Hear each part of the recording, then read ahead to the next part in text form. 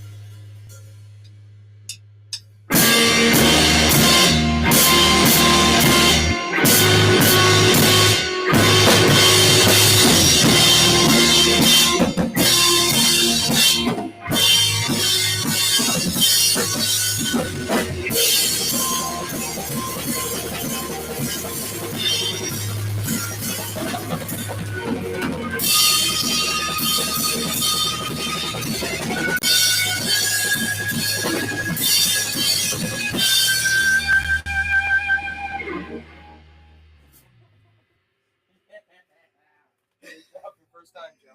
Yeah! First time we played that in like a year. I love it. I love it.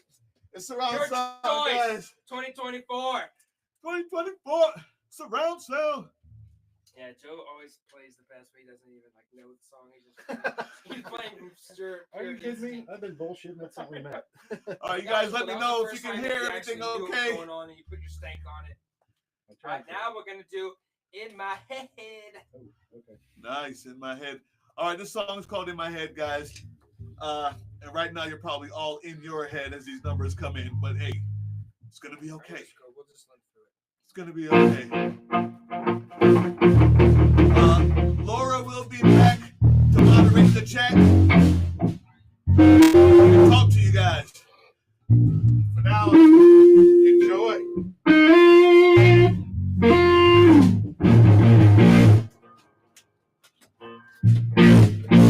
Are you ready?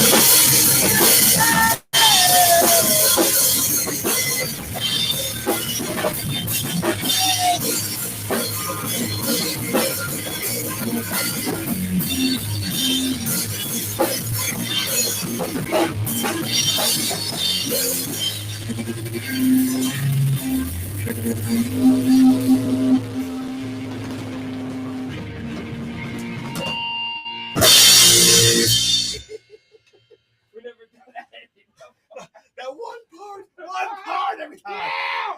Laura, can you hear us? Only thing she hears is distortion. Yeah, I'm wondering if it's just Yeah. It sounds good? All right. It does. Sounds like a wall of sound through that little speaker. I We can were only always imagine. there, but it's as good as. What do you say?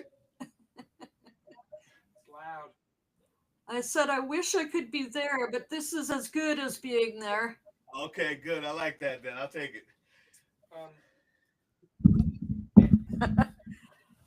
I'm just doing some PC cleanup. awesome. Then we need to make this a song. What did you say, Laura? I'm just doing some PC cleanup. Nice. Seems every day it's some problem with one of my Hey guys. devices. Give me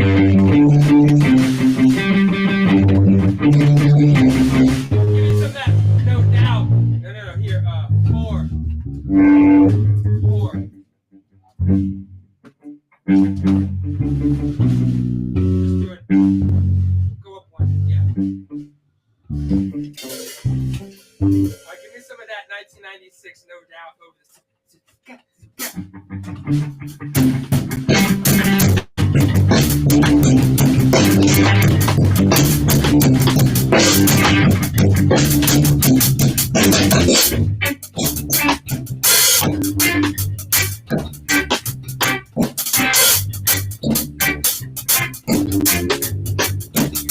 Oh, now that's good. Okay.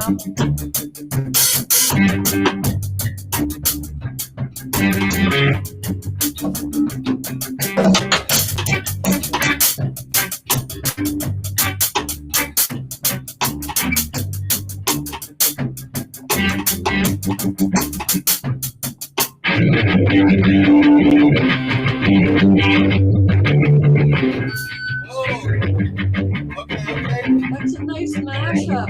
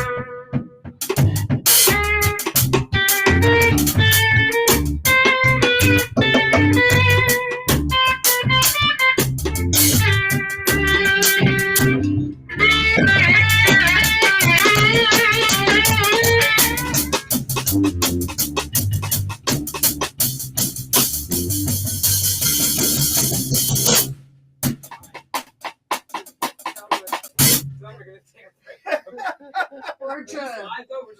We just live. It's all good, man. Right, do one of your speeches, all too.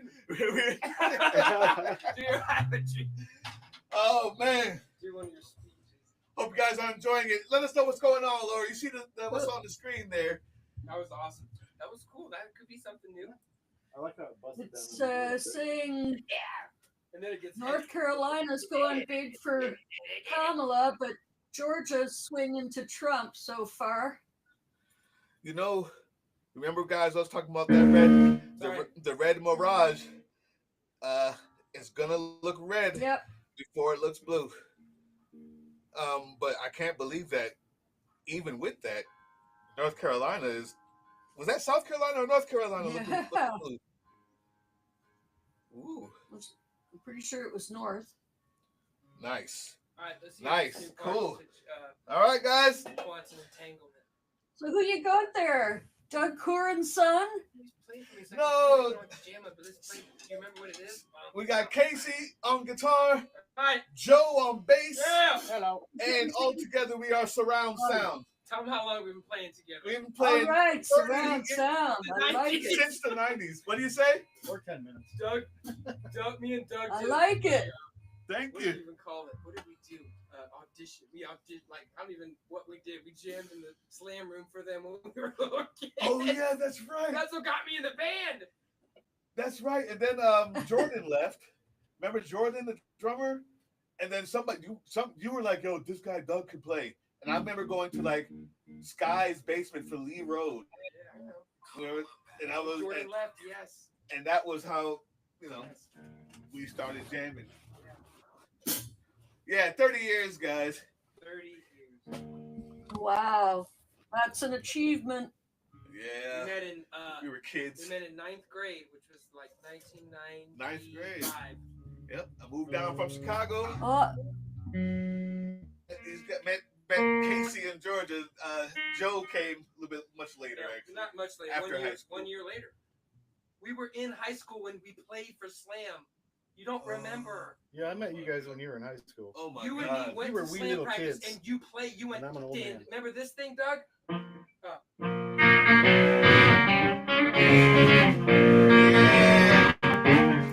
We made our own little Slam Yeah. song. We were little babies. That's awesome. They were like this. Yeah, that's cool. You just play whatever. I remember showing everybody the Slam tape at school. Like, yeah, we said tape. Yeah, we said tape, Yeah. guys. I know. For those Hi. of you, We're playing the Bulldog. This is called the Bulldog.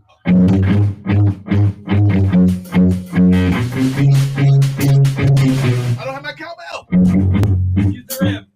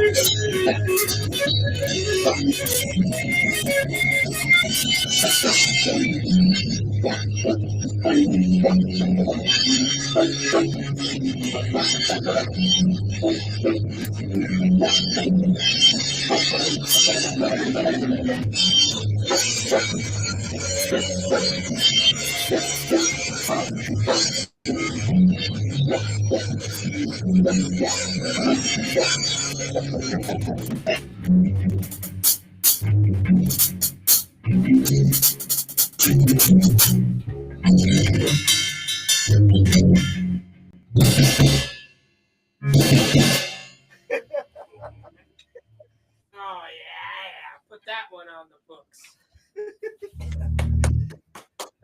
That visual has a name. It's called the Bulldog. The Bulldog. And yeah, I'm not even going to pretend like I mean, I'm playing completely different with a new set. No, it's perfect. It's kind of like relearning again. Where was that chameleon at, Joe? Is it here? Oh no. Oh. Here's one you guys might remember. Slower.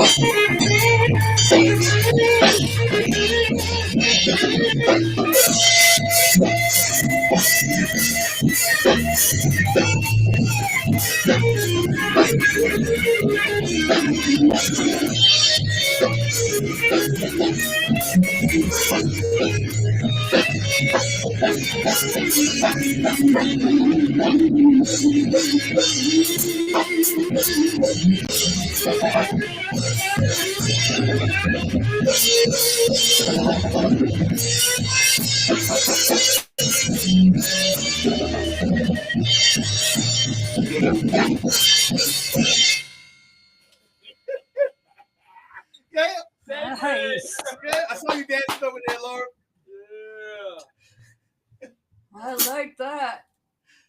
The Yeah. strings killing me. That funk and that groove. Yeah, that was tight. Thank you. Thank you. Hey. I don't know if there's anyone in our chat yet. Are we live? We've been live. Okay, because I'm having a little bit of technical difficulty as usual. So if Trying there's to get to the anybody in chat? chat, hello. I'm not Let me take a look. ignoring you. I'll get to you in a minute. No worries. These two same surround sound songs again, then go.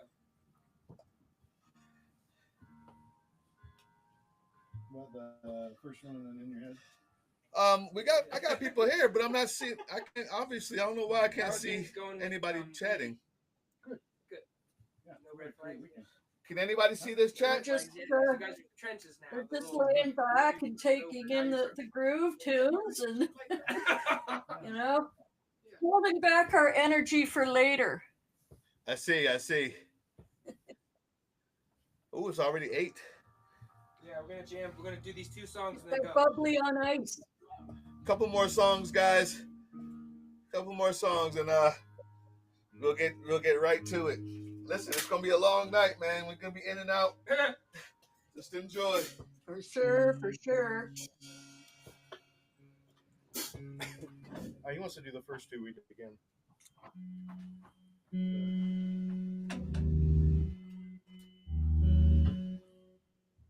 Little encore. This is band practice, guys. Sometimes Sometimes band practice happens on election night.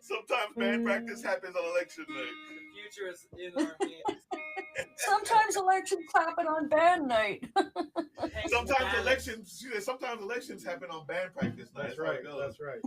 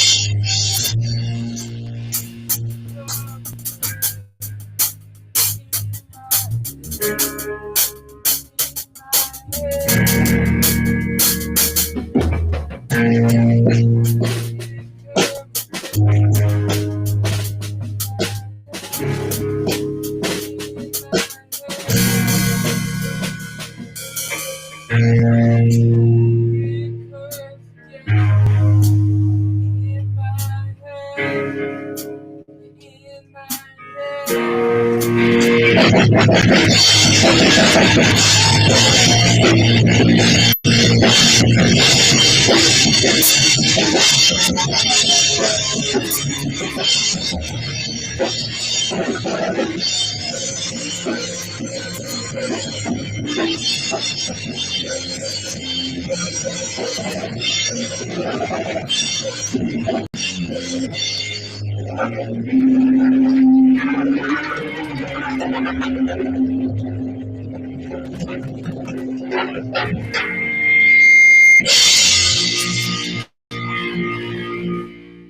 done. God, feels good. Feels good. This was that album was made on. Is this guitar and those drums. Was it that guitar? Yeah, it's the whole album. Oh.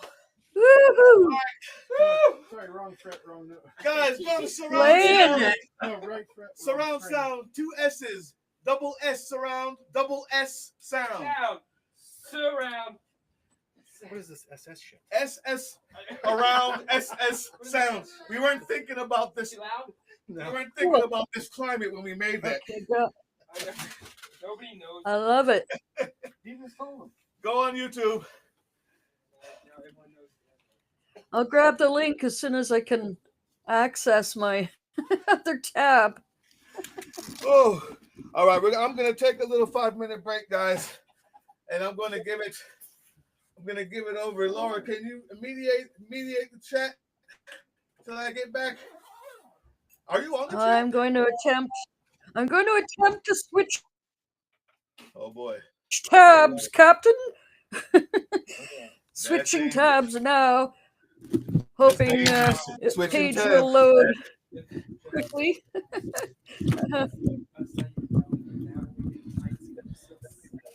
I had to reinstall Windows on my other one, so. Yeah, I saw that you had to leave. Hey guys, thank you so much. Listen, we're gonna get back to the live show. I'm gonna take a little 5-minute break. Laura will keep you updated with what's going on. Thank you guys so much for showing up. Hope you enjoyed the live music. Listen, don't rip your hair out. Nobody knows what's gonna happen yet. Don't listen to the pundits. Remember, there is a red mirage every year, all the slow time. one, but yes, take your. All right, I'm taking a break. Whew. Go visit Ssurround Sound. There. Just give me a sec.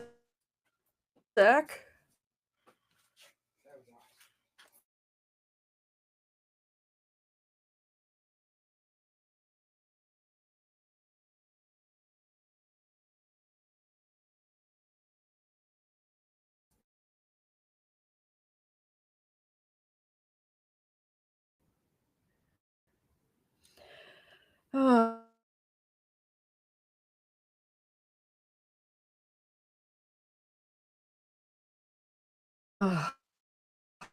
One of those days again. The power went out last night, midway through the with the big sun. Just, the way things go.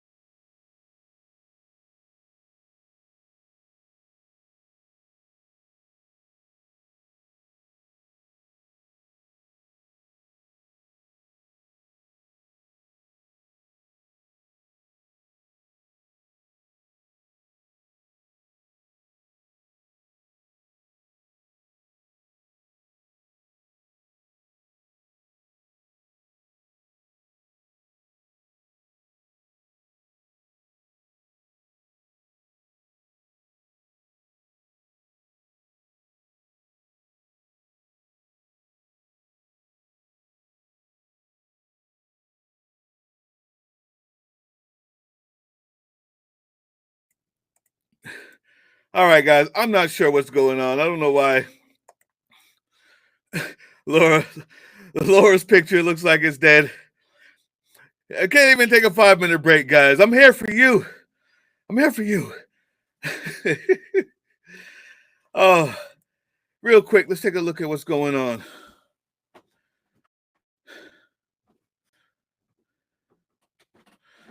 Ooh, electoral map, 27 to 90 for Trump at the moment. That's that red mirage. Everybody keep your hair on, keep your shirt on. We got more coming.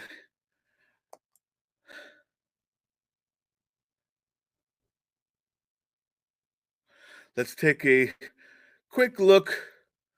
Let's see.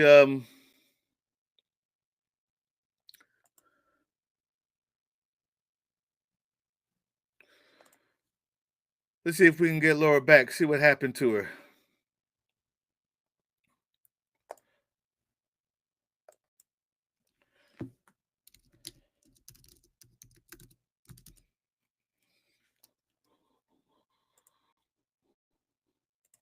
All right. 2024.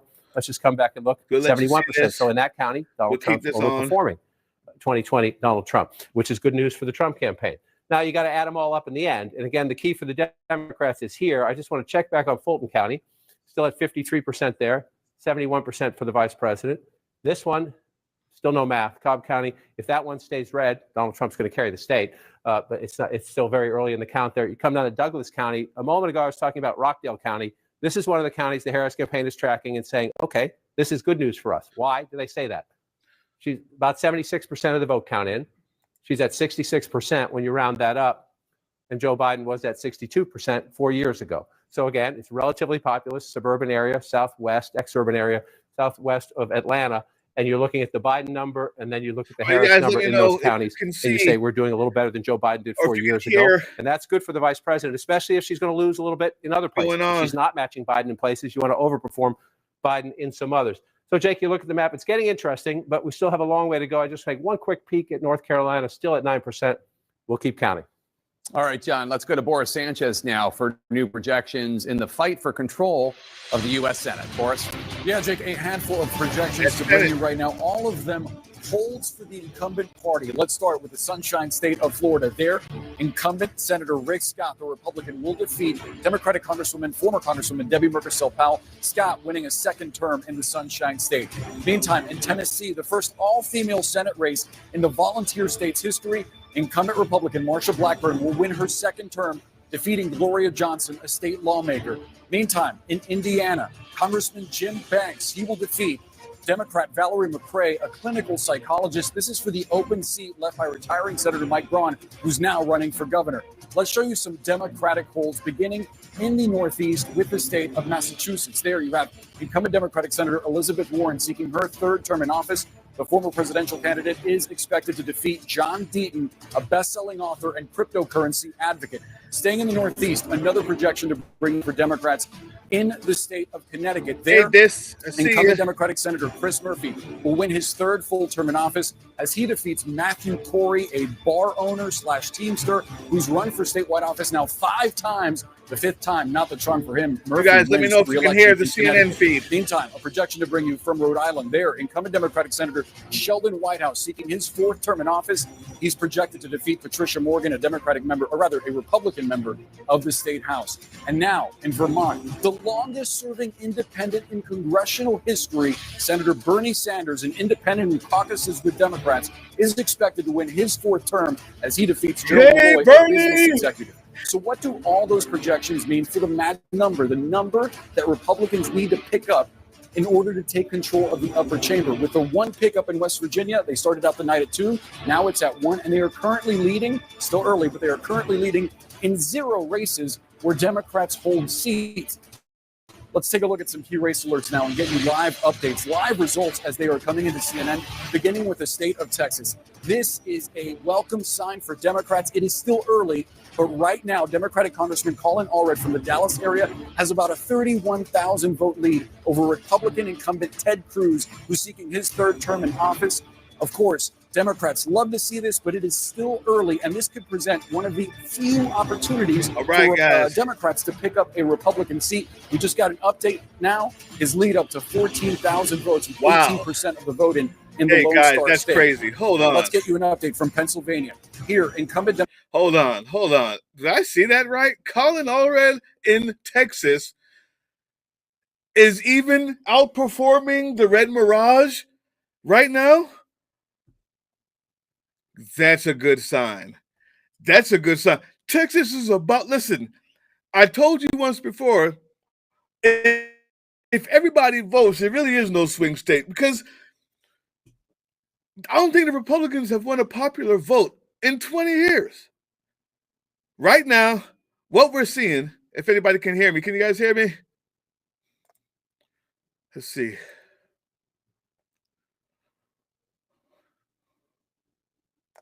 I hope so. Yeah, you guys can hear me. Okay. Right now, what we're seeing, even if the weirdo, the creepy Ted Cruz wins, that weasel, just the showing that we're seeing now, as far as him sitting there biting his nails in Texas, is a good sign. I think the country is waking up, man. I think what the Republicans did when they allowed for this Roe v. Wade decision, I think they're seeing the backlash of that.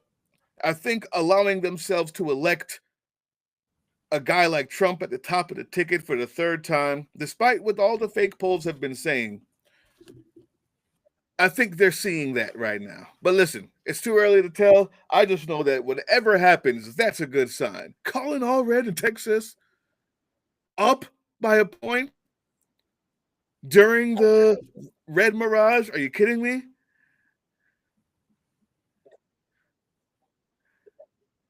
Wow. Ooh, I hear you laughing over there, Laura. Can you? Your video got cut off? I know you've been struggling. You've been struggling. Yeah, it's because every time I switch tabs, it'll freeze the one I was previously on. So I'm just about to launch into my faster computer, though. All right. Any second.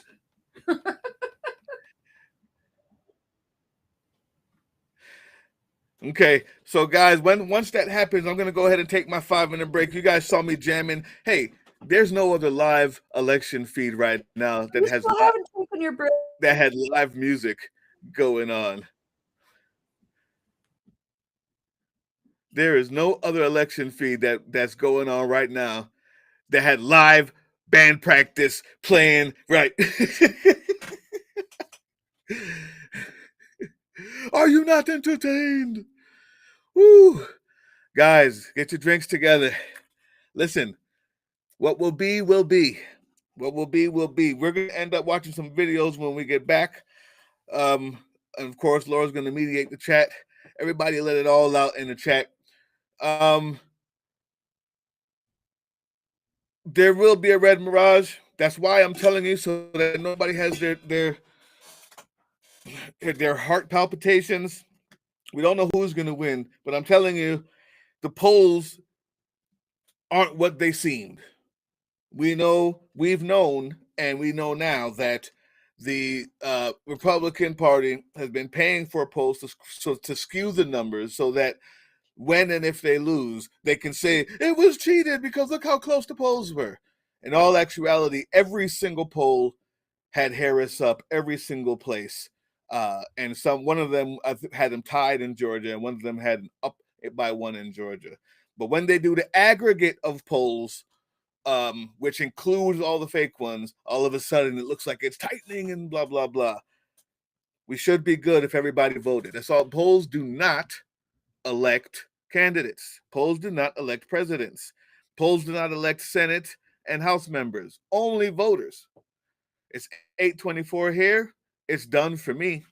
It's done for everybody at 8:30, except for New York. 9 o'clock is the latest one. They get done at 9 o'clock in New York. And then more numbers will be coming in. Look. What will be, will be. We'll show videos. We're going to trust that the American people made the right decision. All right?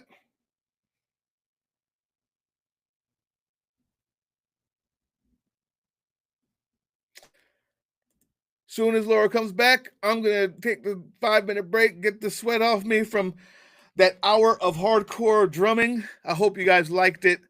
We're going to get the volume back on CNN. Donald Trump with a 275,000 plus vote lead. Relax. That's with almost half the vote in, 48% of the estimated vote in from battleground Georgia. In battleground North Carolina, Kamala Harris in the lead there with 52.1% of the vote. Donald Trump with 46.5% of the vote. Harris has a 36,000 plus vote lead. That's with only 11% of the estimated vote in from North Carolina. It is still very early Senate, in North Carolina. In the Commonwealth of Virginia, Harris in the lead there, 51% of the vote. Donald Trump has 47.2% of the vote. Harris with a 58,000 vote or so lead. That's with more than a third of the vote in from Commonwealth Virginia, 34% of the estimated vote. John King? Jake, starting to fill in more on the map, starting to figure out where we go. I want to caution everybody, if you look at the map, as we start to fill in more, as we move at least to the Midwest, you have Kansas blue at the moment. Very reliably red state. We'll count the votes, see what happens. Remember, it shocked us after Dobbs. Guys, the referendum if you're in the there. comment Ohio section, let me know if you blue. can hear. We expect as more votes come in, that will swing back. But again, that's why we count votes. You can hear CNN. If you look at just big picture at the moment, Donald Trump in an unusual position. We'll see if it holds up. At the moment, he's leading in the popular vote. He, of course, lost the popular vote in both 2016 and by a much larger margin, more than 7 million votes in 2020. At the moment, he's 2.5 million votes ahead in the popular vote. But that's about 17% of the national vote. So we have a lot of counting to do tonight, into tomorrow, and beyond. It will take. So let's wander through some of the battleground states. Let's start in the biggest battleground prize of all, Pennsylvania, 19 electoral votes right there. The vice president at the moment with a big healthy lead. Guess what? Pennsylvania is not going to end that way, even if she wins it. It's just too competitive a state. So why is it such a big lead? Because most of the votes are from right down here in Philadelphia and the Democratic suburbs, but can still be instructive. Number one, we're still at the same place, 87%, 17% there at 87%. We haven't moved in Philadelphia. She's ahead of where President Biden was 4 years ago, but that's a tiny percentage of votes, and they're early votes. So let's move up here. This is the most competitive of the three caller counties. It's Delaware, Montgomery, and Bucks. Bucks has become the most competitive. At the moment, the vice president is getting 66% if you round up in Bucks County, but again, it's 11%. If the vice president ends up above 60% in Bucks County at the end of the night, she's going to win the Commonwealth of Pennsylvania, but it is very, very early. Why do I say that? Because Joe Biden won it last time with just 52%. This is a very tough, there's a good, strong Trump base in Bucks County. So what you see at the moment is mostly early votes, but we watch and we see. So another place here is Montgomery County. Again, when I started doing this, this is where Ronald Reagan and H.W. Bush won elections. One of my cousins no says, what the hell are you guys doing in Georgia, right now, it's very early on, 800 votes. Calm down, it's okay. So we won't even bother with the comparison. You don't know yet. Pop down to Delaware County. Same issue, about 15% of the votes. You can take a look here. I was just here the other day in Delaware County, and you see it's overwhelmingly Democratic, but you do see some pockets of Trump support. This is one of the places, it's a key test. He's not going to win Delaware County. Can he improve his standing in the suburbs just a little bit? That's Donald Trump's big challenge. Improve your standing in the suburbs just a little bit. 15%. He's at 24% right now. If you go back 4 years ago, he was at 36%. So if he stays where he is, he's in trouble in Pennsylvania. But again, these are very, very, very early results. So we've been looking at this from the vice president's perspective. Let's come back to 2024 and look at it from the former president's perspective. And that is these red areas out here. So this is Butler County. This is where the rally was, where the assassination attempt was made on the former president's life. Very small smattering of votes right here, but this is Trump country. This is Trump country. 81% of the vote at the moment right now. You go back 4 years ago, 67%. So let's see. Let's see. It's very, very early. So it's not. I'm not making the comparison now. It's just one of the places we lay down markers and we look. Does Donald Trump match or exceed his 2020 performance in these smaller red rural counties? That is his building block in the Commonwealth of Pennsylvania and in all of the battlegrounds. He runs it up in the small rural areas and he goes from there. Let's move down. North Carolina. Thank you, everybody. I'll take it back to you. I'll be back in a minute. That's right. I have a projection now. CNN has a projection. And CNN can project that South Carolina will go to Donald Trump. South Carolina, as expected, to the Republican with 9 electoral votes. Let's take a look at how that affects the electoral. Don't sweat it. Donald Trump in the lead with 99 electoral votes. Kamala Harris has 27 electoral votes. There are 270 electoral votes needed to win. Neither of them are particularly close, though obviously Donald Trump in the lead. John? And Jake, as you come back, you just mentioned the Electoral Council. Let me just wander over here. It's very early in the night. I just want to wander over for a minute. These are the ones, the states we have projected and called. And you see, as Jake just noted, 99 for Trump, 27 for the vice president. We're very early. It takes 270 to win. The thing you look at when you look at this map is, are there any surprises? And the answer as of now is no. That the states that are red are states that Trump has won consistently, and the Republican states, and the states that are blue are Democratic states. So we have no surprises on the map at the moment, because those states, none of those states are considered battleground states. But you always watch on election night, every now and then you get a surprise. At the moment, the map is filling in as expected as we await for the states that tend to be the swing states and the battleground states. Just one point I want to note as we look big picture. Last time we were here, just a few minutes ago, Ohio was blue. Ohio has turned red now. Donald Trump with a very narrow lead, but it's the trend as the election day votes start to come in. States that are reliably one color or the other, one party or the other, tend to go back to their DNA. Trump now narrowly ahead in Ohio. We'll keep an eye on that as we do it. So let's look at the battleground states that will matter most. If that map fills in over there, who can get to 270?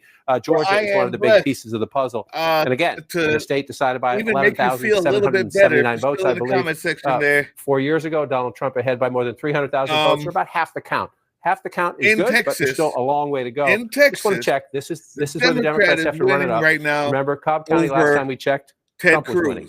Harris is now winning with 57% of the vote. Even with the red 57% of the count in, she's got 57% of the vote. You move over. That's around where Biden was 4 years ago, a little tiny bit above. That's what she wants to do. You come over to DeKalb County, Biden was at 83. You guys can the vice president at 75.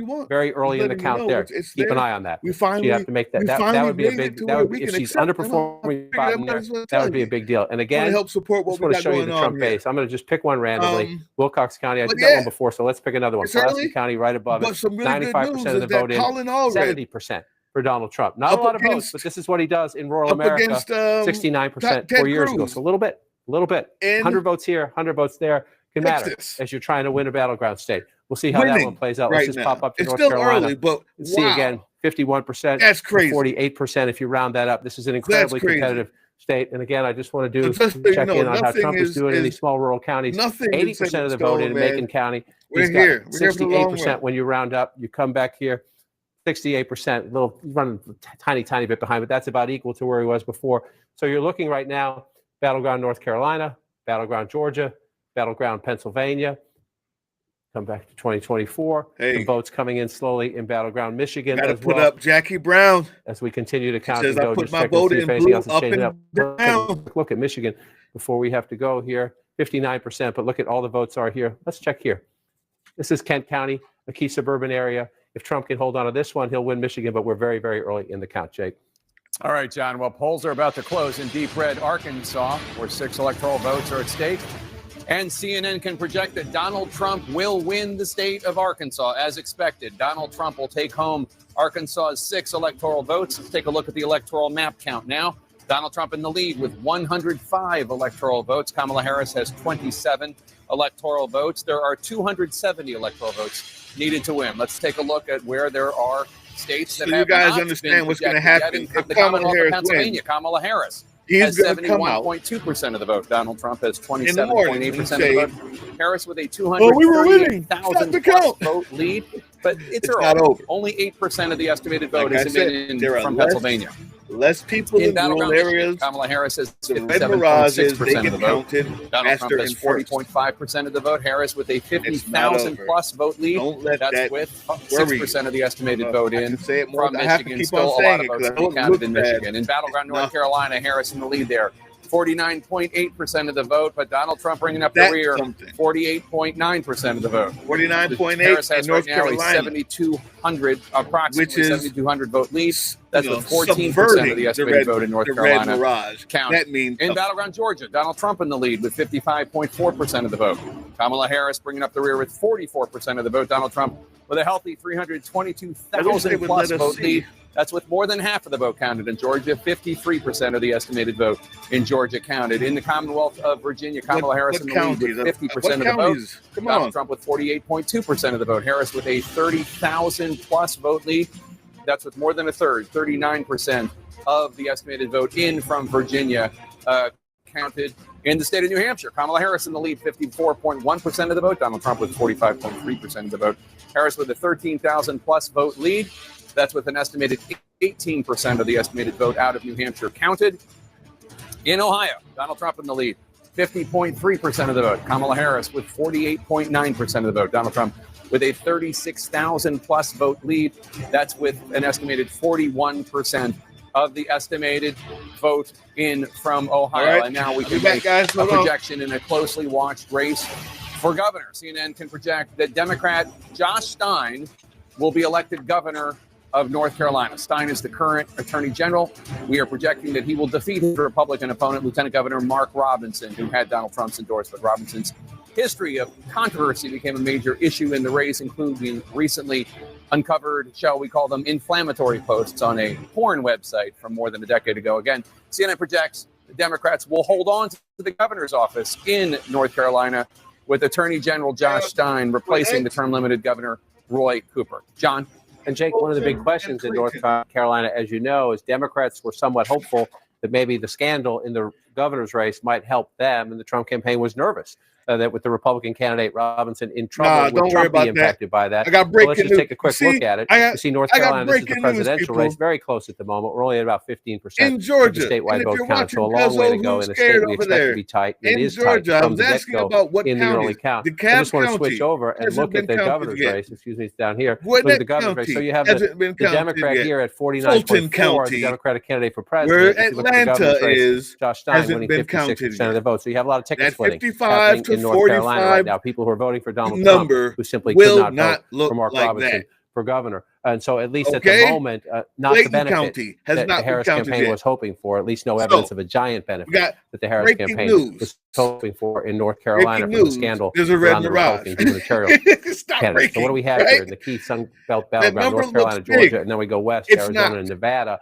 648 votes ahead. That's why we call them battleground states. We're only at 14% of the count. And so you come out here and let's just go west to east. 73% for the vice president, 26% reporting. You just go back and check. Joe Biden came close here but lost. So she's overperforming him at the moment there. And then you want to come over to the biggest population centers, Charlotte, and the suburbs. That's Mecklenburg County.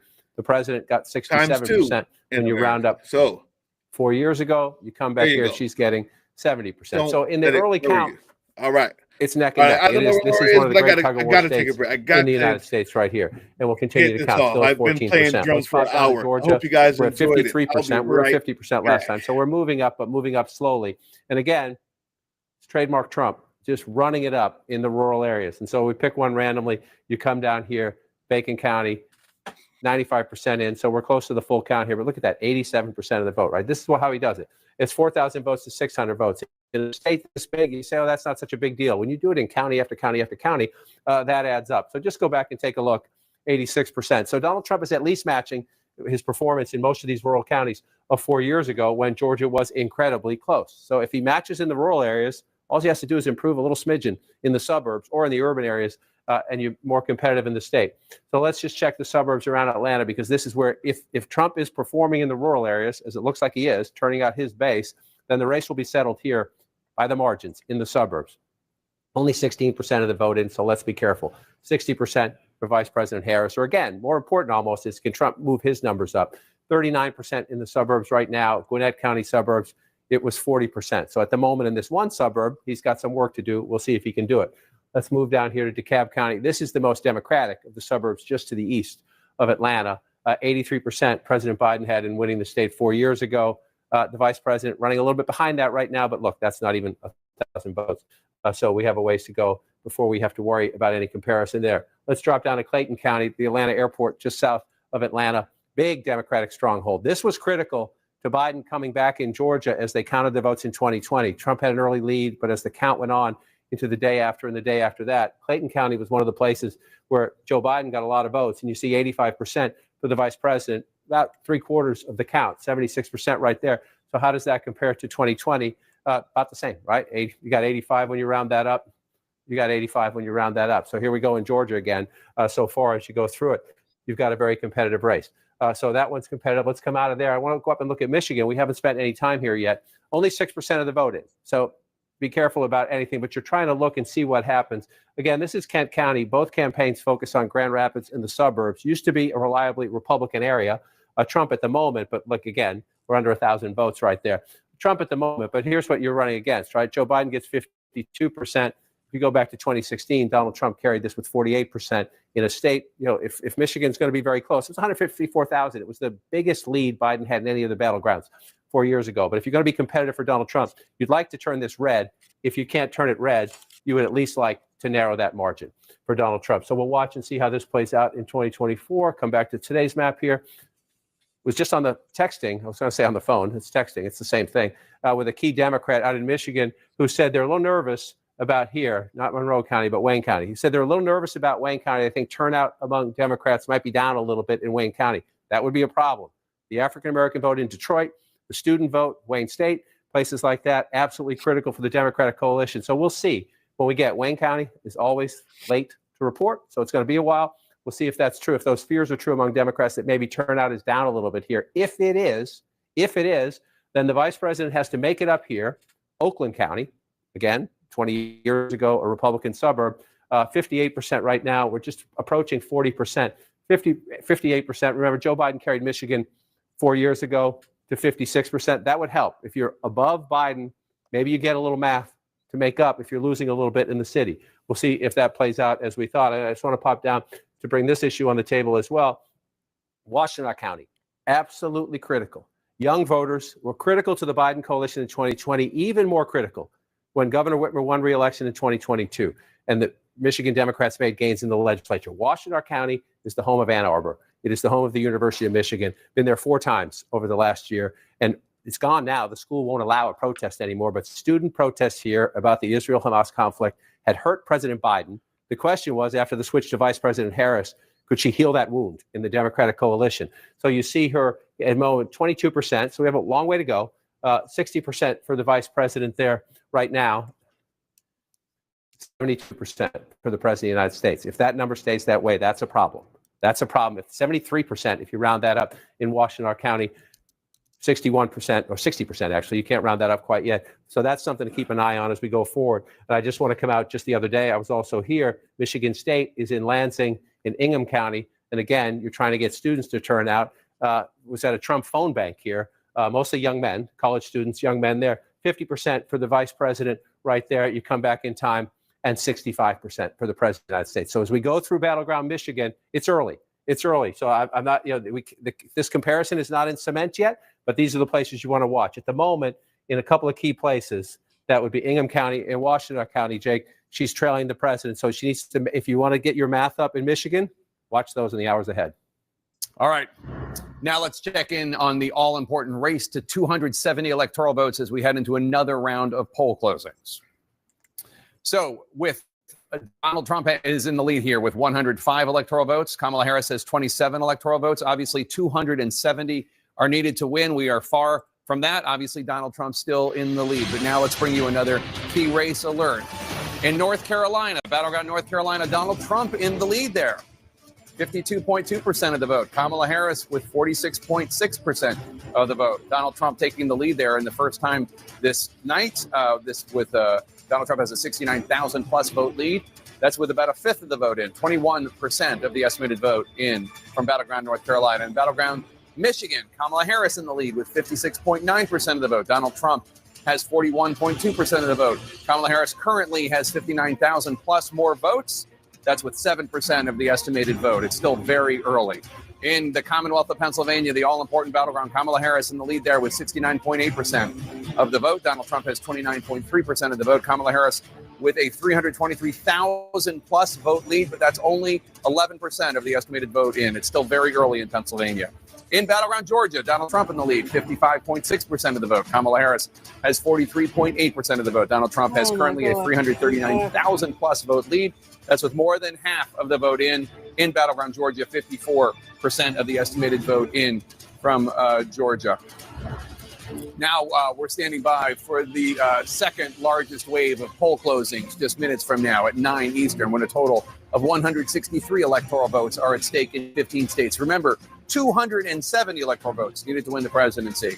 All voting is about to end in Arizona, Colorado, Iowa, Kansas, Louisiana, the battleground state of Michigan, Minnesota, Nebraska, New Mexico, New York, North Dakota, South Dakota, Texas, battleground Wisconsin, and Wyoming. As I mentioned, Michigan and Wisconsin are the two battlegrounds on the line in the hour ahead. Pillars of the Democrats' so-called blue wall that crumbled in 2016 but was rebuilt to help seal President Biden's victory 4 years ago. Out west, Arizona is another major presidential battleground that we're watching. We're heading into a high-stakes hour in the Harris-Trump contest, with polling places about to close in 3 states that could decide the race. Let's go to Abby Phillip at Harris Campaign Headquarters in Washington. And Abby, voting is about to end in 3 battlegrounds. What's the outlook in the Harris campaign? Yeah, Jake, I mean, I think the banner that you guys have right now is pretty much where the Harris campaign is. It is early in the night, and they're not seeing any clear picture of where this race is headed just yet. For that reason, they are really focused on the battleground of Pennsylvania, because that really becomes the linchpin of a strategy to get to 270.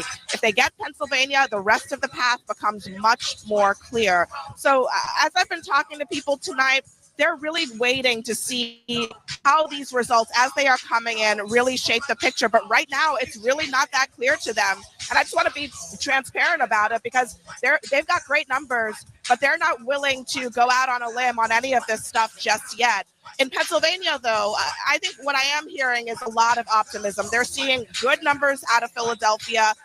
The local officials there are suggesting that Harris could exceed what Biden did in that city. And if she's able to do that, that would make, again, her path to winning that state much more clear, Jake.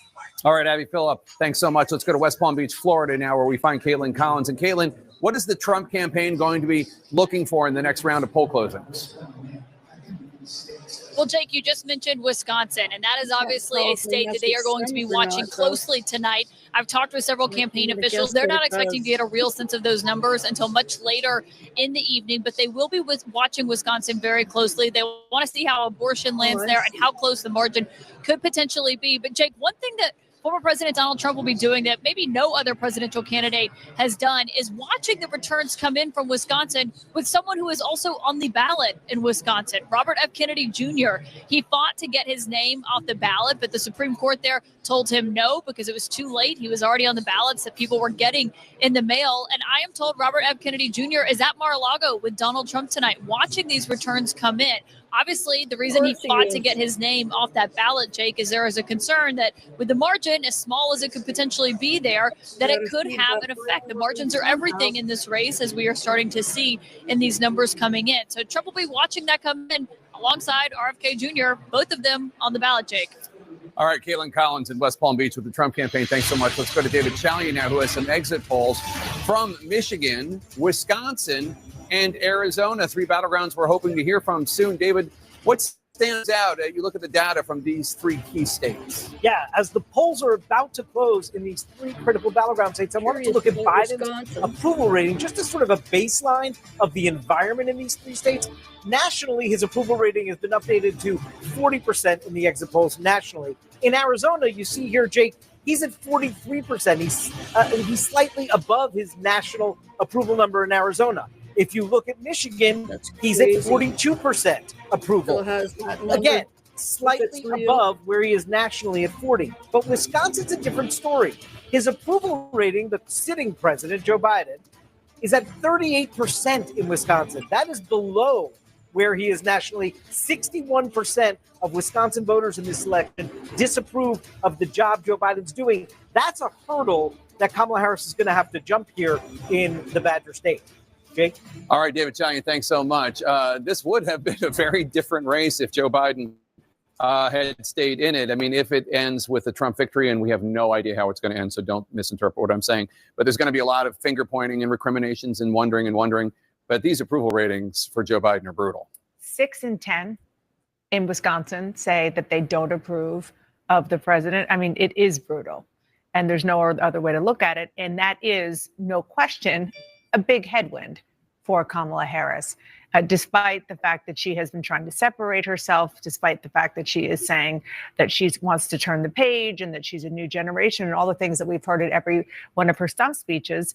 That is a number that there's no question the Harris campaign is looking at and saying, we hope that that doesn't bleed into Harris and the actual votes. Especially since the Trump campaign tried to do an effective job in tying her to that administration, saying not just that she was the vice president, but that, look, you were in the room, you were always there. There were all kinds of decisions you could have made a difference and you didn't.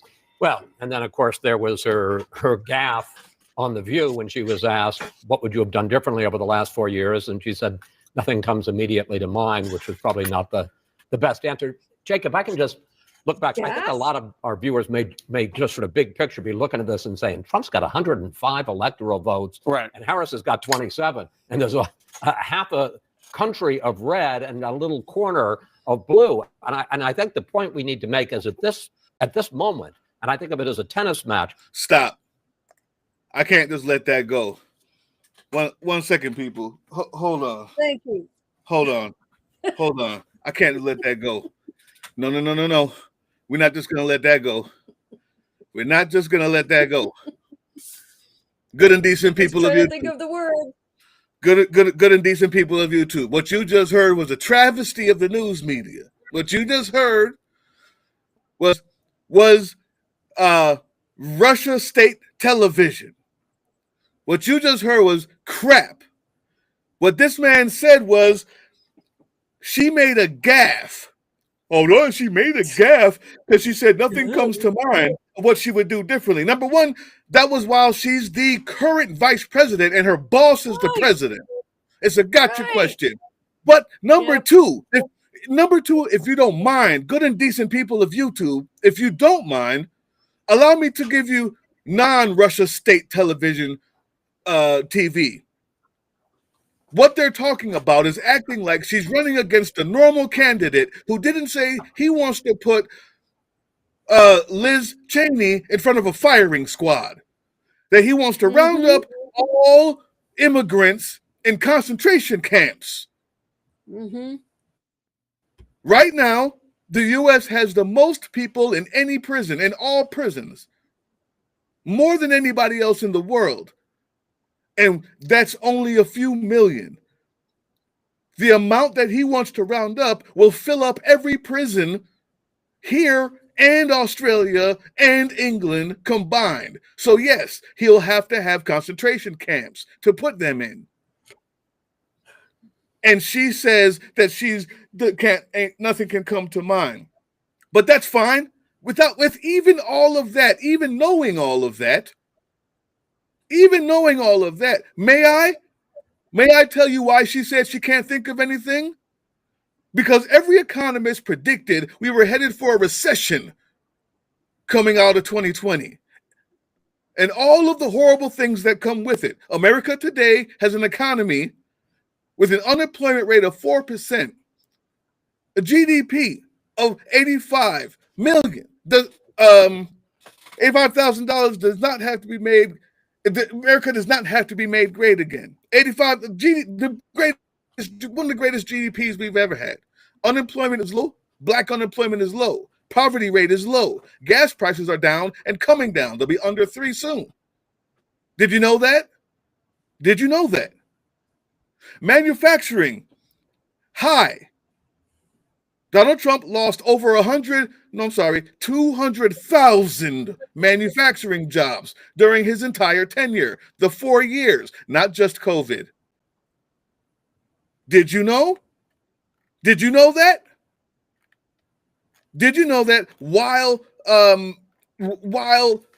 Biden has been in power and has been elected, they created 775,000 new manufacturing jobs. And we can expect to see over 300,000 new manufacturing jobs per year until 2032, unless Trump gets in. So the gaffe that he's talking about is a lie from the pits of hell. A gaffe. I can't think of anything. You know why she can't? Because we're doing great. Yep. Democrats they don't want to say that because some people are doing badly. But that's expected because it's America. You're going to have poor people. Huh? We were supposed to be in a recession. Instead, we missed it. So much so that the Fed has had to continue to raise interest rates because they needed to slow down. That's why she said that. So as you listen to the lies from the pits of hell, I wasn't even finished with my break yet. Understand, no matter who wins tonight, the only reason why one of them wins is because the news media has failed you. They're a failure. They're an epic failure. They're a slow walk into fascism is what they are. Because you didn't know that. I guarantee you didn't know that. I guarantee you did not know that. 770,000 manufacturing jobs with 300 more thousand jobs per year until 2032, thanks to Biden. Donnie Boy lost over 200,000 in 4 years. I could go on, but I'm guessing I don't need to. That's why she said that. So let's go back to the fake news so we can look at these fake numbers. So closely, and let's take a look at the clock. Break, we Laura. only have a I'll few more minutes, about 7 more minutes before polls close here in Arizona. I want you to take a look at what we are watching, though, here at the county.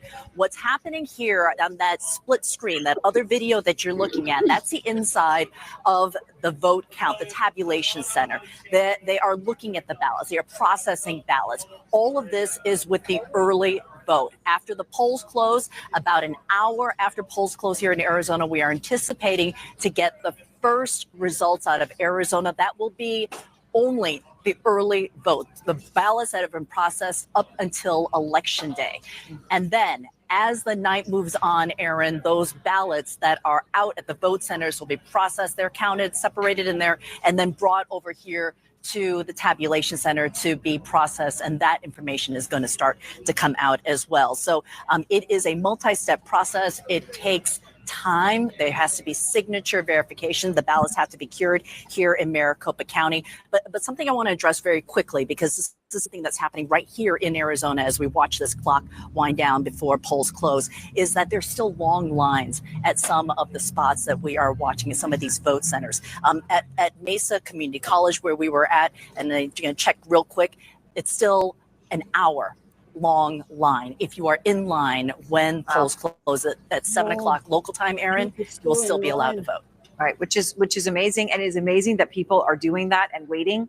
That is something, as you said, that everyone should be happy about, but amazing to sit there late at night, say, I'm going to sit and wait another hour or two to vote, as both campaigns hope they will. All right, Kyung, thank you very much. And let's go back to the voting desk. As these counts are coming in, and people have questions how it's happening, what's happening, where.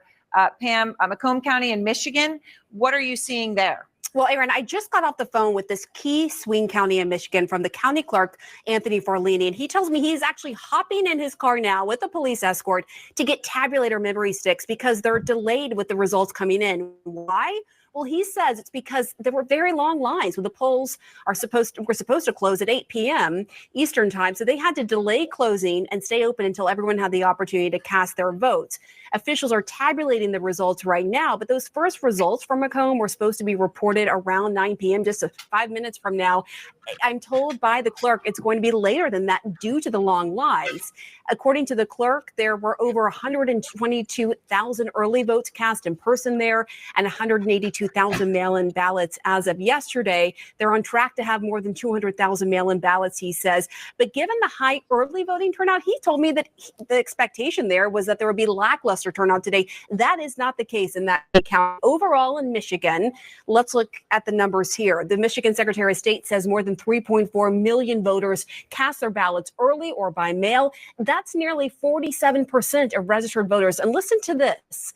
Another 85,000 absentee ballots returned to polling centers today. Let's go over to Milwaukee. They've had some issues over there in Milwaukee today. They're going to have to retabulate about 30,000 ballots after problems with the county machines were discovered. Yes, all 13 tabulating machines are being set to zero. The ballots will go through again. It's going to take time. They've initially estimated there the ballot count from the absentees would be done around midnight. Now it's more likely around 2 or 3 a.m. And then in Arizona, I spoke to a source there in Maricopa County, the largest county, that it's taking longer than expected to process early ballots. The first release of 1.1 to 1.2 million ballots of those early ballots at about 10 p.m. Eastern tonight will only count for early votes through last Tuesday, October 29th. That is less than the initial estimate that the first drop would be comprised of ballots through at least Friday, they thought. So it's going more slowly there. One more thing I want to note, I'm told they're going to keep up 24-hour shifts in Maricopa to keep things moving. They understand how important it is to get those results out, those accurate results out as quickly as possible. All right, Pam, thank you very much. You take all of that together, look at where we are. What do you see, John King? That tells me to tell the people at home either slow down on the popcorn or make some more because we're going to be at this a while and maybe brew an extra pot. But I just want to start in Michigan because Pam was just talking about Macomb County, Michigan. You see Detroit right here. This is Wayne County. We have no votes. The reason we can't say much about Michigan right now is we have 0 votes in the largest population center.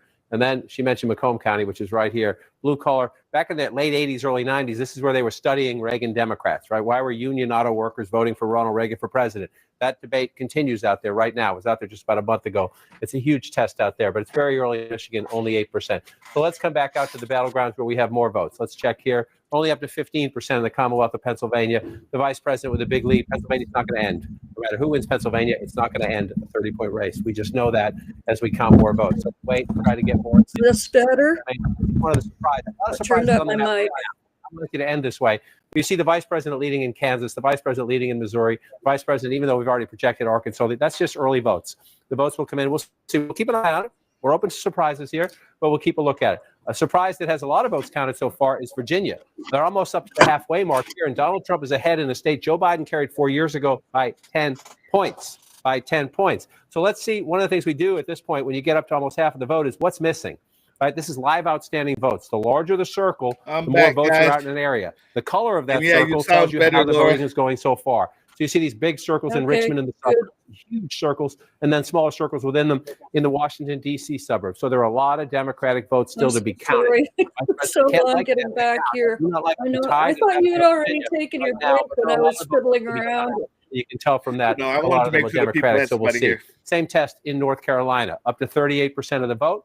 Trump with a narrow lead there. Let's just bring it up and look. Live outstanding votes. Again, your biggest outstanding votes are in the Democratic areas. Charlotte, Raleigh-Durham, Winston-Salem, Asheville, like we and said, Wilmington down there. So you have a very competitive race. Let me give a little explanation real quick.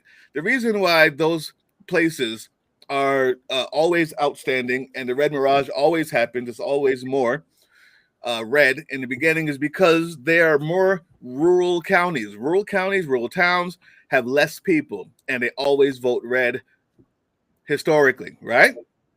And so therefore they get counted faster. It's very simple. Rural counties get counted faster.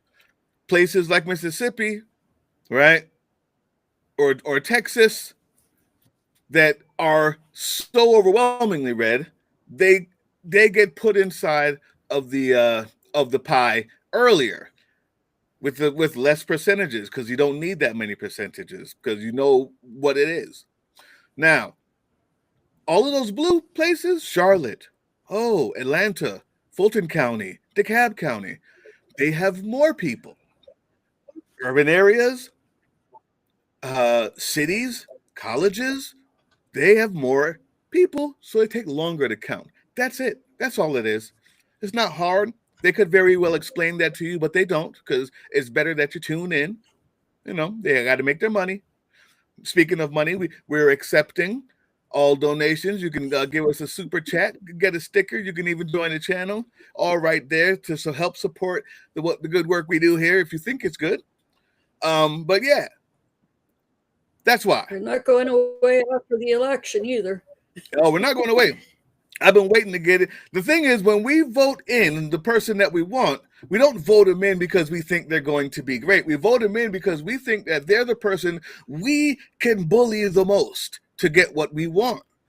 Politicians, even Kamala Harris, even her, even Barack, need to have the electorate push, call, primary for the things that we need so that they don't bend to corporations. We're always protesting. We're always looking. We're always watching. This has been a strange electoral season, guys. It's been a strange electoral season. And because for the first time, there's so much bad, well, not the first time, for the third time, there's so much bad stuff going on the red side that we can't even get. There's nothing that the Democrats have done that have raised up to the level of the plethora of things that the red side does every day for years. But hopefully we can get back to dumping on them as soon as possible. Hopefully we can get back. Oh, we keep saying that. This is finally going to be it. Finally, we're going to be done with and gone, and he's over and done and finished. But I think this time really he is done and over and finished for good. So he may be done. I can't wait. Don't forget, there's going to be the litigation side of it. There's going to be hopefully everybody. Oh yeah. The house changes because they get sworn in on the 3rd. Everyone in the house gets sworn in on the 3rd. If they're sworn in on the 3rd, and the Democrats have one more House representative than the Republicans do, the House leadership changes to Hakeem Jeffries, and we won't even have to worry about a January 6th. Okay? Now, legally. Now, what these fools are going to do, we don't know. What the violent people are going to do, we don't know. Expect what they do. But also remember, many of them are still in jail from the last time. So whoever is telling you, what I can tell you is that we won't have a nonviolent election season. We already know that. There's already been 2 attempts on one ex-president's life. It's already there. That's how it is. There will be fights, there will be skirmishes, but it's not going to be a death sentence. All of those really, really, really bad ones that are ready to storm, most of them are still in jail. Thank God. So that's not it. Just expect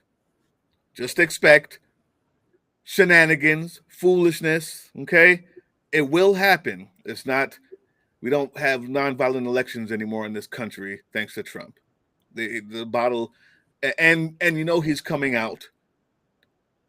The earlier he comes out, the better it is for us, because that means that she's winning so gigantically, so bigly. She's winning so bigly that he's going to come out early. That's the best case scenario. Sometime before midnight. I'm not losing. You are. If he comes out sometime before midnight and claims that he won, that means just the best case scenario. That means she probably swept everything. All the swing states. But if he comes out, yeah. Where's my monkey? Where's my monkey? The orange shit gibbon comes up before midnight, Get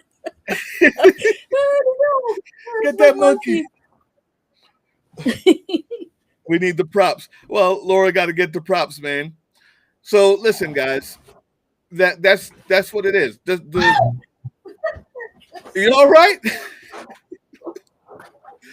All you need to know is that rural counties get counted faster because there's less people. The red mirage is real. Fulton County, that's Atlanta, right?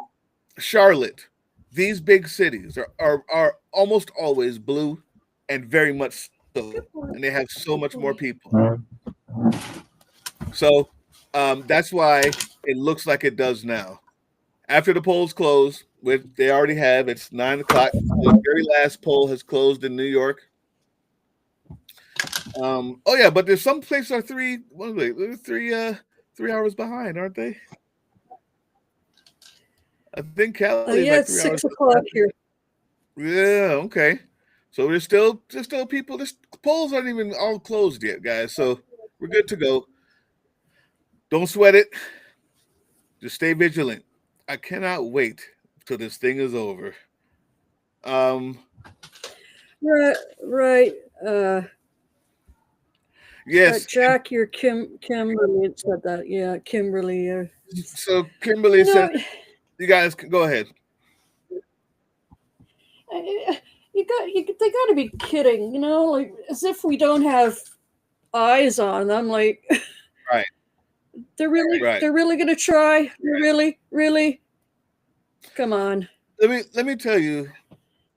First of all, we're living in an age of technology, and the internet. A civil war, even if we had one, is not going to look like it did in the 1800s, right? And it's not going to look like it did.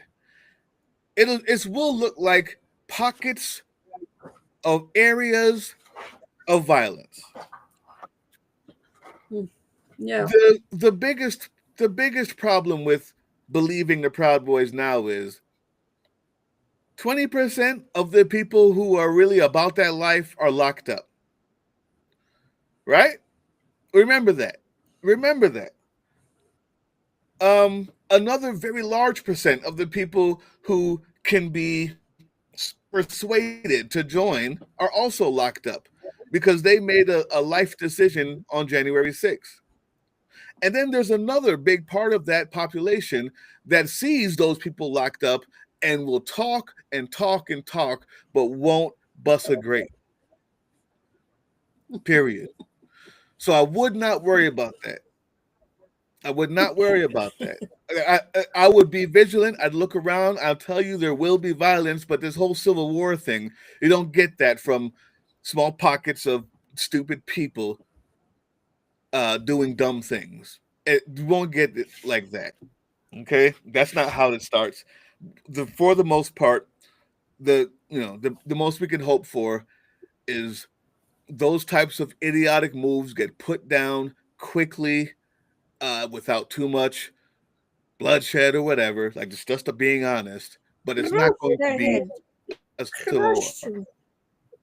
Crush. Yes. Yeah. So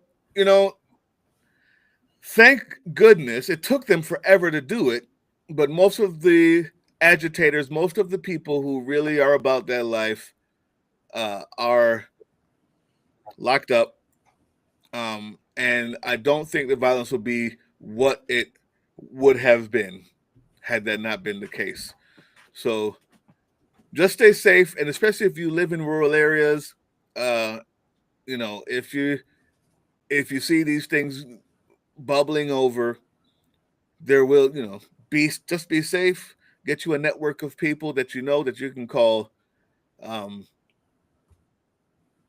People might even do really dumb stuff like try to attack the power lines or the power grid. Yeah. Make sure you got some candles. I was just gonna say. Yeah. Stock up on some essentials, but don't go crazy on the toilet paper, okay? Get you a flashlight. Make sure you have some good food and food that doesn't need to stay in the fridge, because some people might be extra smart and do something like that in crazy areas. So just be prepared, stay vigilant, not worried. All right. Lead, 284,000 plus vote lead, with only an estimated 19% of the vote in, not even a fifth of the vote. Still a lot of votes to count in Pennsylvania. In battleground Michigan, Kamala Harris with 53.1% of the vote. Donald Trump has 44.9% of the vote. Kamala Harris with a 46,000 plus vote lead. Only a tenth of the vote has been counted in Michigan, 10%. Still very early there. In North Carolina, Donald Trump in the lead with 51.9% of the vote. Kamala Harris with 46.9% of the vote. Donald Trump with a 119,000 plus vote lead. That's with 41% of the estimated vote counted in North Carolina. In battleground Georgia, Donald Trump in the lead there, 52.7% of the vote. Kamala Harris with 46.6% of the vote. Donald Trump with a 225,000 plus vote lead. That's with 69% of the estimated vote in Georgia. They're really counting the ballots in Georgia there. 69% of the estimated vote has been counted. In the Commonwealth of Virginia, Donald Trump still has his 49.5% lead, and now it's 49.4%. Kamala Harris is 48.6%. Donald Trump is 18,000 plus votes ahead of Kamala Harris right now, with more than half, 52% of the estimated vote counted in the Commonwealth of Virginia. In New Hampshire, Kamala Harris in the lead with 53.3% of the vote. Donald Trump has 46% of the vote. Kamala Harris with a 17,000 plus vote lead. That's with more than a quarter, 28% of the estimated vote in the granite state of New Hampshire counted. In Ohio, Donald Trump still in the lead there, 53.9% of the vote. Kamala Harris has 45.2% of the vote. Donald Trump with a 275,000 plus vote lead. That's with more than half, 52% of the estimated vote counted in Ohio. John King. Let's look at the map, Jake. And one of the wonders as we get into the 9 o'clock hour, and this will be in the 10 o'clock hour, 11 o'clock hour, I suspect into past midnight hours, but you're beginning to see more states fill in. Most of it is very early voting, but it's still, as you just see as the polls close and we go, you now see many more states reporting votes. Let's just take a peek. We've already projected this one to be for Donald Trump. I just want to show you North Dakota. These states feel they don't get respect because they're not huge electoral battlegrounds. I like to wander through and look at the votes and just show people out here. You see South Dakota starting to fill in slowly, very early on, 1% of the vote. This is a surprise at the moment. Nebraska, the vice president so far carrying the state statewide, but we're only at 27%. And again, most of this gray you see from about here west, rural Republican farm country, where Trump tends to run it up. Let's go back to the 2020 example of what I'm talking about. It's going to be a long night. That's what tends to happen. And so we're not there yet. So when that happens, if that happens, that number will change. Again, for the vice president, what you want to do is you want to be here. I'm just showing you Douglas County. It's the big piece of Nebraska's 2nd congressional district. This is where you want to win. The blue dot, they call it. If she wins the blue wall, Michigan, Wisconsin, Pennsylvania, I went backwards. But if she wins those three and she wins Nebraska. Yeah, we know, son. We know. So I got a question from our live stream and YouTube live stream. A says, yeah, I have a question. WTF? What the heck is wrong with these chump people? The answer is, well, where do you want to start? Listen, man, the answer is some people just vote the way that they've been voting forever. The other answer is these people have been brainwashed. Some people have been brainwashed. I have so many videos about how it happened, but the minute this will give you the overview. The minute that Sean Spicer came out at the first inauguration, at Donald Trump's inauguration, where they had pictures of the crowd sizes of Barack Obama's inauguration and his, and it was obviously smaller. And he said he had the largest inauguration, the most people ever in the history of Earth, in any country ever. That was the first test. Are you willing to look at objective truth and see it and agree with the lie anyway? Are you willing to look at somebody holding up 5 fingers and say, no, I see 4? If you are, then you can be a part of the Trump team. And everybody who was mentally unstable enough or mentally disciplined enough to literally look at both pictures and say, no, he had more. Anyway, that was the first test. And every little one of those lies have been another test, another test, another test, making sure that they were trained and brainwashed to never, ever, ever see objective reality unless it's given to them by the dear leader. That is what the F is wrong with the chumps. And they need to be deprogrammed. And it's very real. You think that maybe they're just making it up. No, there's a good percentage of them that see more people when there's not, that see 4 fingers when there's 5. Okay? Literally. Guaranteed. All right. Just for context, it's going to take close to 70,000 votes to win that county. So we're just starting. That's one of them. Let's come back to 2024 and move over here to Northampton County. Again, right along the New Jersey border, not terribly far from Allentown. The vice president ahead there at only 22% of the vote in. So that was, again, look how close it was. Joe Biden just barely carried it. Donald Trump just barely carried it 4 years before that. That's the way it tends to end up. So we'll watch as that plays out. Here's something we do want to look at is Lehigh County. Only 20% of the vote in here.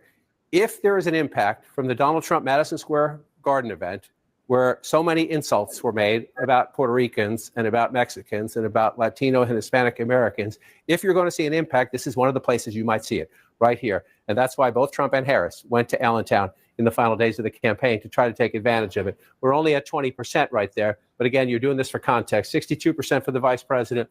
You go back in time to Lehigh County 2020, 53%. If the vice president can overperform Joe Biden in Lehigh County, Pennsylvania, she's in good shape. So we watch that as it plays out. We're only at 20% of the vote right now.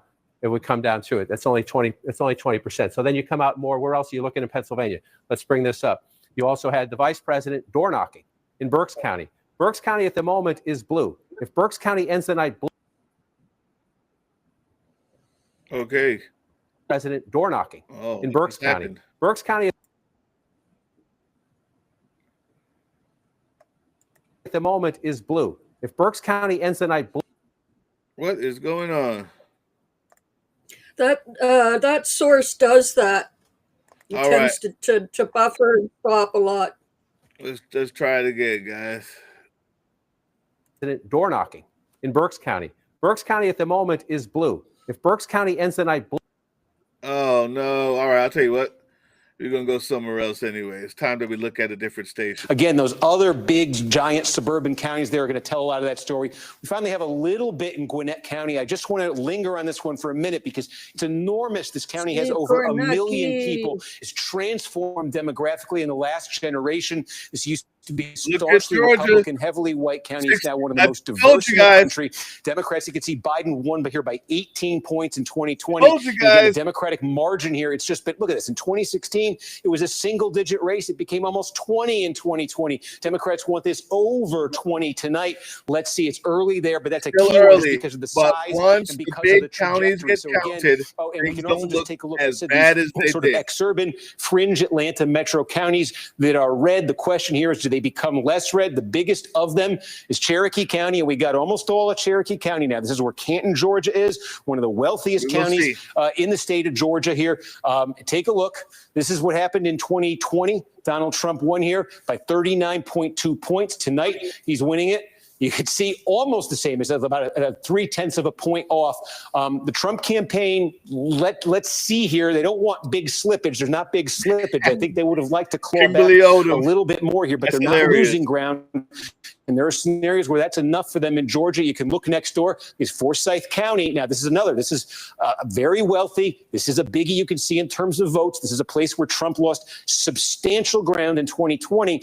Now, bulk of the vote is in. Same day still to come. So room for Trump growth here. He's already overperforming a point from where he finished in 2020. That's an encouraging one for Republicans. You can just kind of complete this loop quickly. I'll just show you some of them here. Again, Hall County is one. Almost all in. Trump had slippage here in 2020. You see, he's improved by about 1.5 points here. Not major, but this was a state that was decided by a fraction of a point in 2020. So any shift is significant. Barrow County, almost all in. Again, Trump had slippage here in 2020. A little bit more slippage here tonight for Trump. You can see Harris running 1.5 points better than Trump, basically level with 2020. And you can take a look down here, Walton County. This is the early vote in Walton County. 49 points, believe it or not, was slippage for the Republican. Tonight, 46. This is the early vote. Again, same day. Does it get back to 49? Does it get back to 50? That's what Trump wants with the remaining vote there. I think we've got just about all of Douglas County in right now. And again, Douglas County, it's one of these demographically, it's fast growing, it's transforming politically, it's diversifying. And you can see here, Democrats, it looks like in Douglas have achieved what they want to do here. Biden won this thing by 25 points in 2020, just about all in. Now Harris has it north of 30 points. That is something Democrats want to see there. So again, we zoom out statewide. It's a 6-point lead right now. We could also check in if you want. We could just take a look. We've got them marked off on here, and I'll show you. This is... We were talking about this in North Carolina, same in Georgia. There's a lot of rural counties with large African-American populations. And the question for Democrats is, and they improve. They'd like to improve turnout-wise, vote performance-wise, obviously, relative to last time. So again, I think we showed you earlier, Baldwin's just about all in. This is a change. This was a blue county in 2020. It's flipped over to Trump. All the vote is in right now. Look, you can see here, Wilkes County, just about all the vote is in. Trump by 17. Trump won this thing, by about 13 points and change in 2020. So we're seeing a bit of what we saw in North Carolina, Randolph County, very small, but a lot of this is in right now. Biden won it by 9 in 2020. It's sitting there at about 8 points right now. What's left to be reported out in Randolph County is going to be that same day vote. We're seeing this in a fair number of these counties too. It's a bit similar, I think, to what we're looking at to what we're seeing so far in North Carolina. Here's another one, very small. But again, this was a large black population. 19 points here in 2020. Tonight it's sitting at about 16 and a half with just about votes. And again, these slight differences in a state like Georgia can make all the difference. We have all these millions of votes. We expect about 5 million votes. And in 2020, it was separated by 12,000 of them. So again, if there's any slippage for Democrats here off that 2020 number in full, that's a very bad sign for them. And they are at right now. Harris is at 72.6. This is the biggest single county in Georgia. 72.6, 72.6. If this number starts dropping with the remaining vote, with that remaining same-day vote to come in, even though that looks like an enormous Democratic win, and by numbers it may not be enormous enough. The Democrats don't want any slippage there. So we'll be paying close attention to that one too, Rachel, as we get more from Georgia. All right, Steve, we've got a few updates since we have last checked in. The NBC News projection in the state of Rhode Island that there's a winner in the Rhode Island presidential contest. Kamala Harris is projected to win the presidential race in Rhode Island. NBC News can also project in Mississippi that the winner of the presidential contest is Donald Trump. NBC News can also project in Louisiana that the winner of the presidential contest is Donald Trump. A couple of other interesting updates for you. Back to Delaware. This is a historic outcome in a House race. So this is the Delaware House seat, an at-large House seat. This is an open seat because the incumbent was Lisa Blunt Rochester, who just won a U.S. Senate seat in Delaware tonight. When she left that seat and opened it up, the Democrat running for it is Sarah McBride. The Republican running for it is John Whalen. NBC News can project that Sarah McBride has won that seat. And I mentioned that this is a historic win because Sarah McBride will be the first openly transgender member of Congress. And she has just won this seat tonight in Delaware. Congratulations to her. I should also mention that's another race that would not necessarily make national news, except for a very important piece of it that will become immediately clear to you in one moment, which is that our NBC affiliate in Georgia, WXIA, has now made its own call in the Fulton County District Attorney's race. Again, we wouldn't generally be following individual district attorneys' races in the national news, but this is the Fani Willis race. Fani Willis is the district attorney in Fulton County who brought the RICO prosecution against Donald Trump and a number of co-defendants. Fani Willis has been reelected to a second term and by a considerable margin by voters in Fulton County, Georgia. Tonight. I have one other piece of news to bring you. NBC News can now report that the FBI is tracking and investigating bomb threats attributable to Russia in Georgia and Wisconsin and Michigan and Arizona. We do also have reports of new bomb threats at polling sites threats in Pennsylvania. Governor Josh Shapiro says that there have been multiple bomb threats in Philadelphia, multiple voting locations targeted. All of these bomb threats are non-credible. These are hoax bomb threats. There are no bombs, but bomb threats are being phoned in, or otherwise communicated in multiple states. Voting hours were extended to 9 p.m. in Clearfield County in Pennsylvania. This is in the central part of the state because of a bomb threat in the building where votes were being counted there. According to NBC News reporting, it's not necessarily apparent to the FBI that these new bomb threats that we're just disclosing now, these Pennsylvania ones are attributable to Russia, but they say they are investigating Russian-attributed bomb threats in Georgia, Wisconsin, Michigan, and Arizona. The FBI also reportedly investigating more threats in undisclosed other states. So it's more even than we have previously mentioned. Let me just reiterate and underscore and repeat.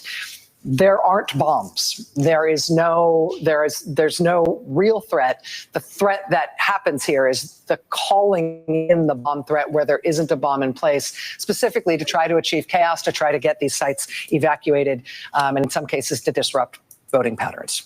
Right. And for kids watching for the first time election results, they should know that we never had bomb threats before Donald Trump became president. Compared to the video Joining us now from a polling location in Reno, Nevada, where we're expecting polls to close at the top of this next hour, is NBC's Steve Patterson. Steve, what are you seeing there in Reno? How about now? Yeah, two things that are all the rage right now, Rachel, in Nevada. One is ridiculously long lines, and two is deciphering the nonpartisan vote. We can do the reporter thing where we take you to one of those lines. Take a look here. This is the Washoe County complex. It's basically the big government complex where everything is: the clerk's office, the registrar of voters, the county recorder, which, by the way, if you've made it to this point, it means you are now 40 minutes from the front of the line. The other thing we should talk about is that nonpartisan vote, right? It's about a third of the electorate. It is confounding pundits who are trying to decipher what the vote is going to be as we continue to walk through the line. You can see just how long it is. But part of that, it is such a big part of the vote now. Are you happy right now? You know, these pundits aren't necessarily sure how these nonpartisans are going to vote. And they are that way because primarily of a rule of a law that was instituted in about 2020. It said that everybody that gets signed up, and by the way, this line snakes past the chamber in there. It goes ridiculously long through this building. Eventually, you pop out here and you see the beginnings of the line. Again, about an hour to get to this point. But a rule in 2020 that said that anybody essentially that signs up for a driver's license has to be registered as a nonpartisan. You have to essentially assign yourself to a Republican Party or a Democratic Party in this state. A lot of people chose not to do that. That's why there's such a large population of nonpartisan voters. But I've spent about 6 months here, and I've equally seen many people that are proudly nonpartisans, that don't want to essentially be a part of one of the parties, want to vote the issues, want to vote based on how they feel. And that is the tough part about deciphering a place like this, a bellwether within a bellwether, where so many people are trying to read the tea leaves. So difficult to do. But certainly nonpartisans, as returns are coming back, about a third of the vote between Republicans, Democrats, and now this third group, which we don't know which way it's going to go. I've spoken to both campaigns. Everybody seems to think they have a Trojan horse in this population. Republicans think that they are leaning more right. Democrats seem to think that this is a younger, more diverse population, and that will turn into a Democratic vote. We'll see, although we're hearing lines are particularly long, not just here, but also southern Nevada counties. 3 hours we're hearing for some lines, which could push this into the night. Rachel. Steve Patterson for us in Reno. Steve, thank you very much. Fascinating. I love seeing people come into the polling place behind you while you're talking with kids in tow, especially if they know it's going to be a long night. Can be hard to arrange the childcare. Why not make it into a field trip for the kids to see how voting works? Steve, we'll be back with you later on as we head toward poll closing in Nevada. Much appreciated. We do have a call to make. NBC News can now project that the presidential race in New York has a winner. Kamala Harris has won the presidential race in the great state of New York. Steve Carnett. All right, I'll give it the drum roll spoke to me at once. What did you say? Thanks, New York. Looking at the road to Tuesday map, Donald Trump with 168 electoral votes. Kamala Harris at 62 electoral votes. Steve Kornacki, you are looking at Pennsylvania.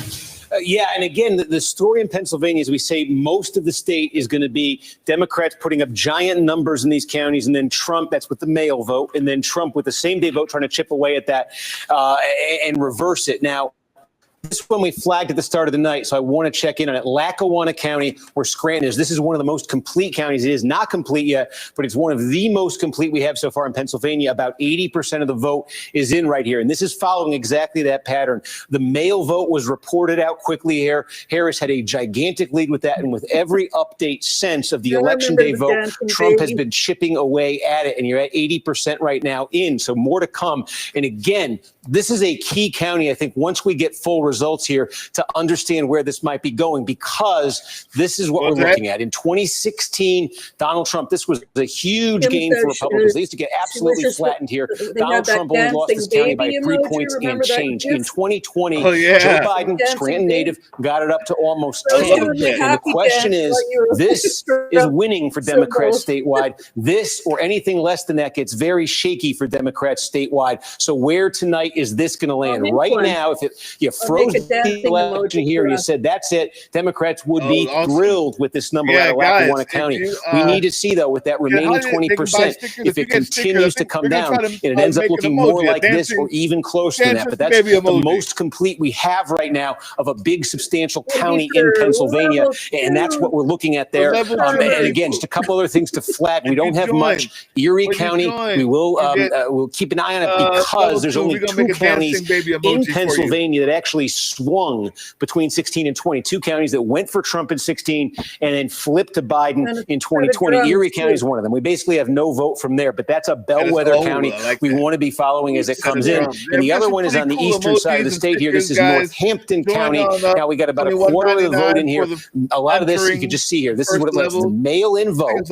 You see Joe Biden won this thing narrowly in 2020. This was a flip. And again, this is the question now as the remaining vote starts to get tallied up and come in. Can Donald Trump get back to that number and beyond it? Can he flip this county? These are potentially bellwethers in Pennsylvania. By the way, Wisconsin, we starting to get some results here out of Wisconsin too. And I just want to show you, we said at the start of the night, the Bow counties, Brown, Outagamie, Winnebago, blue collar counties, Green Bay, Appleton, Oshkosh. These are areas where Donald Trump lost some ground in 2020, still won them, wants to win it back. And that's Washington, Waukesha, and Ozaukee. These are core Republican suburbs where Democrats have been gaining.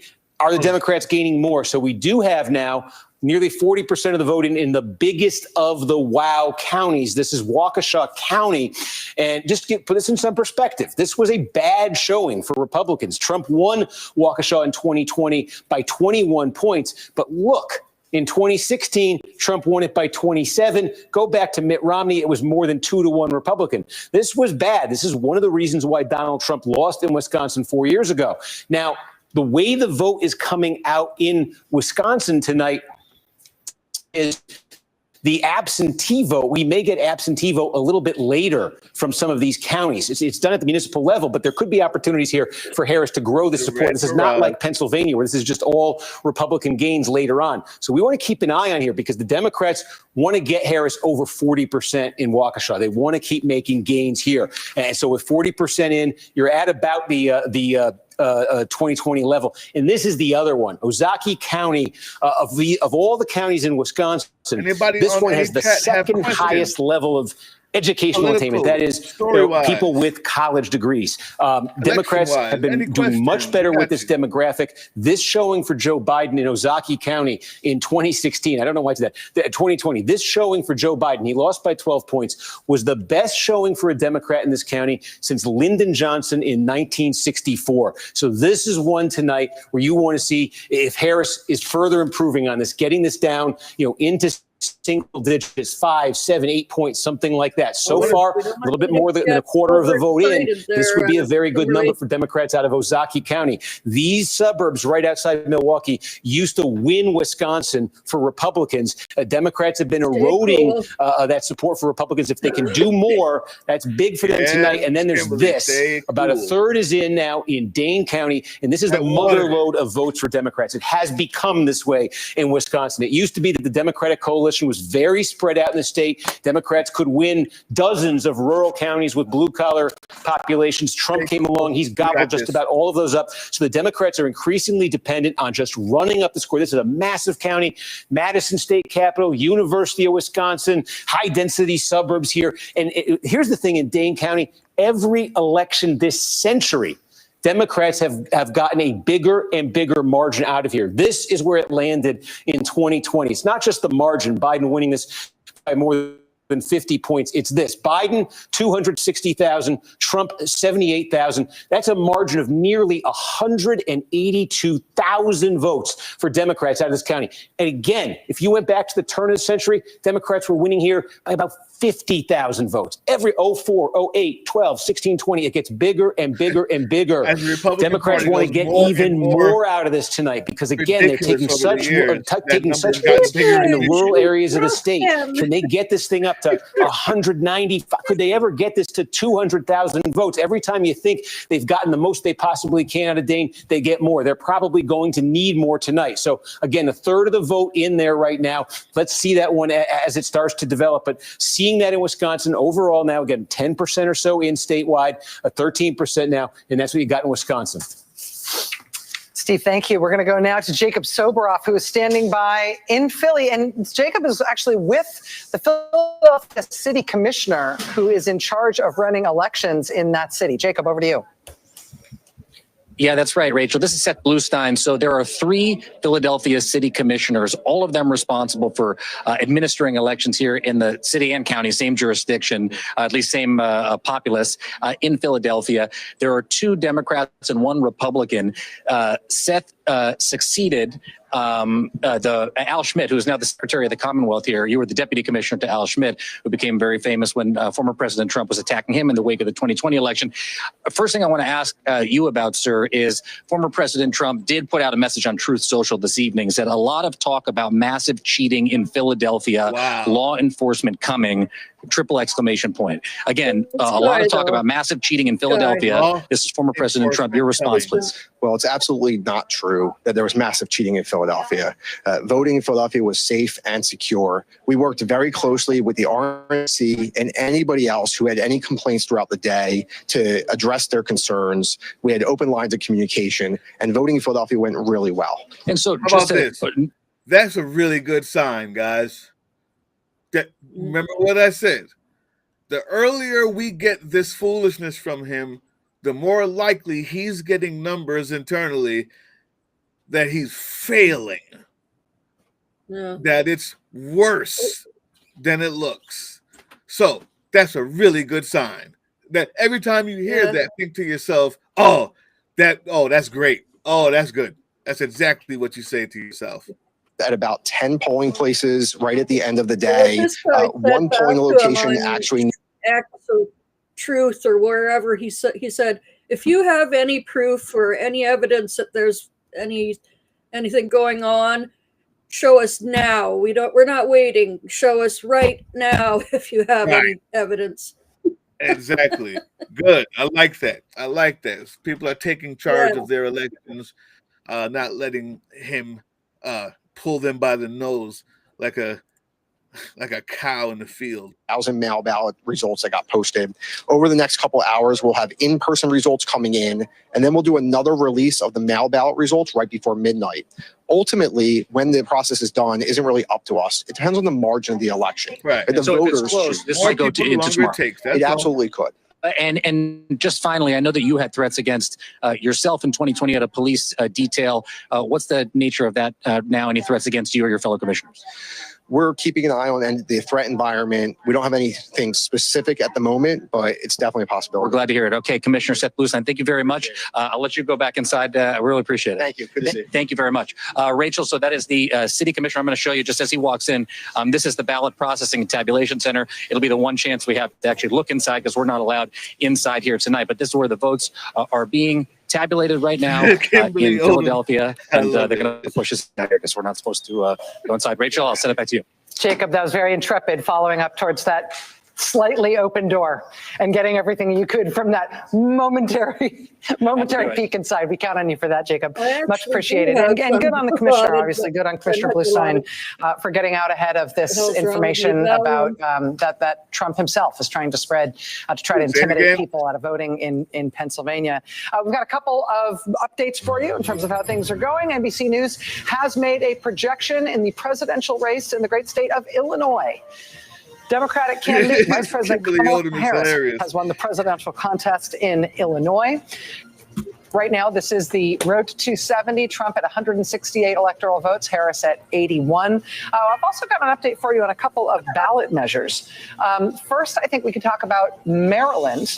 In Maryland, there was a pro-abortion rights measure on the ballot, question 1 in Maryland.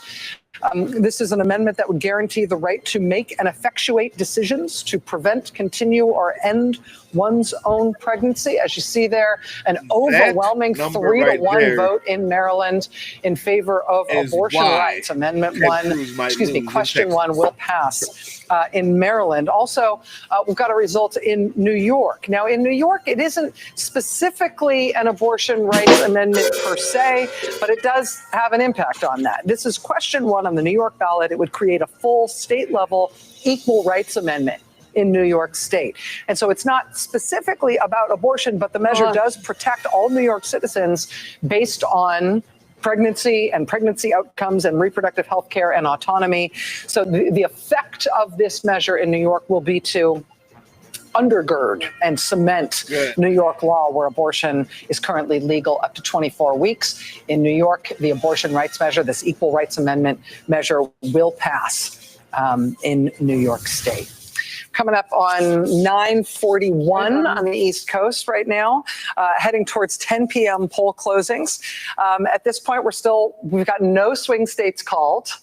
We've got Trump doing well in terms of his margins in the 2 southern swing states that we've got the most vote in, North Carolina and Georgia, as Steve Kornacki has been portraying it. We've got no surprises really anywhere, unless you want to count the Florida abortion measure falling short of the 60% threshold that it needed in order to pass.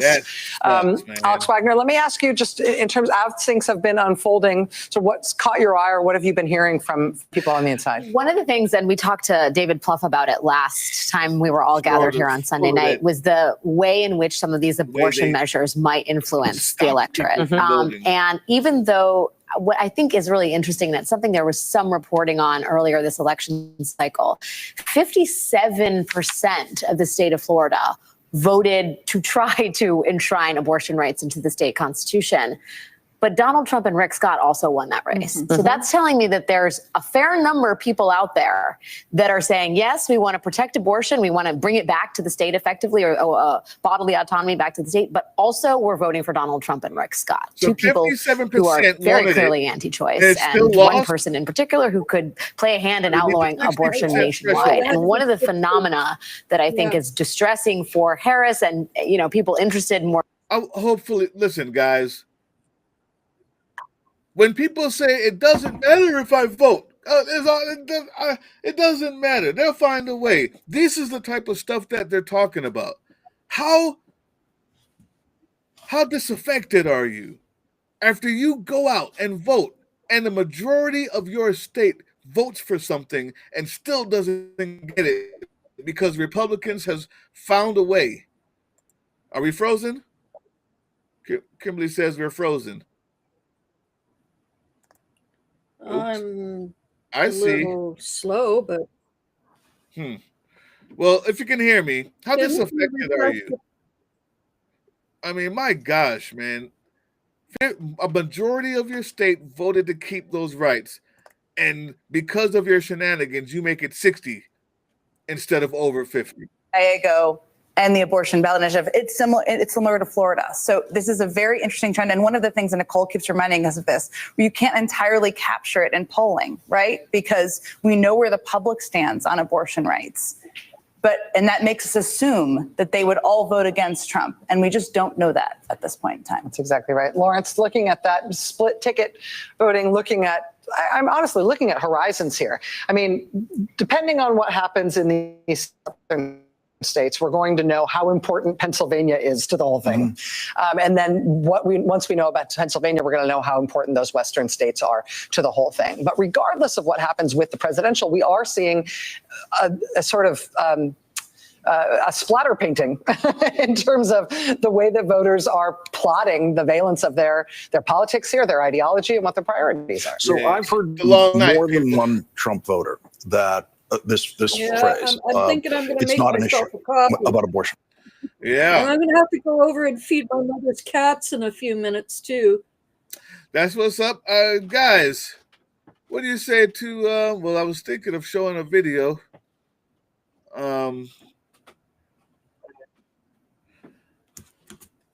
That they missed. But sounds good to me.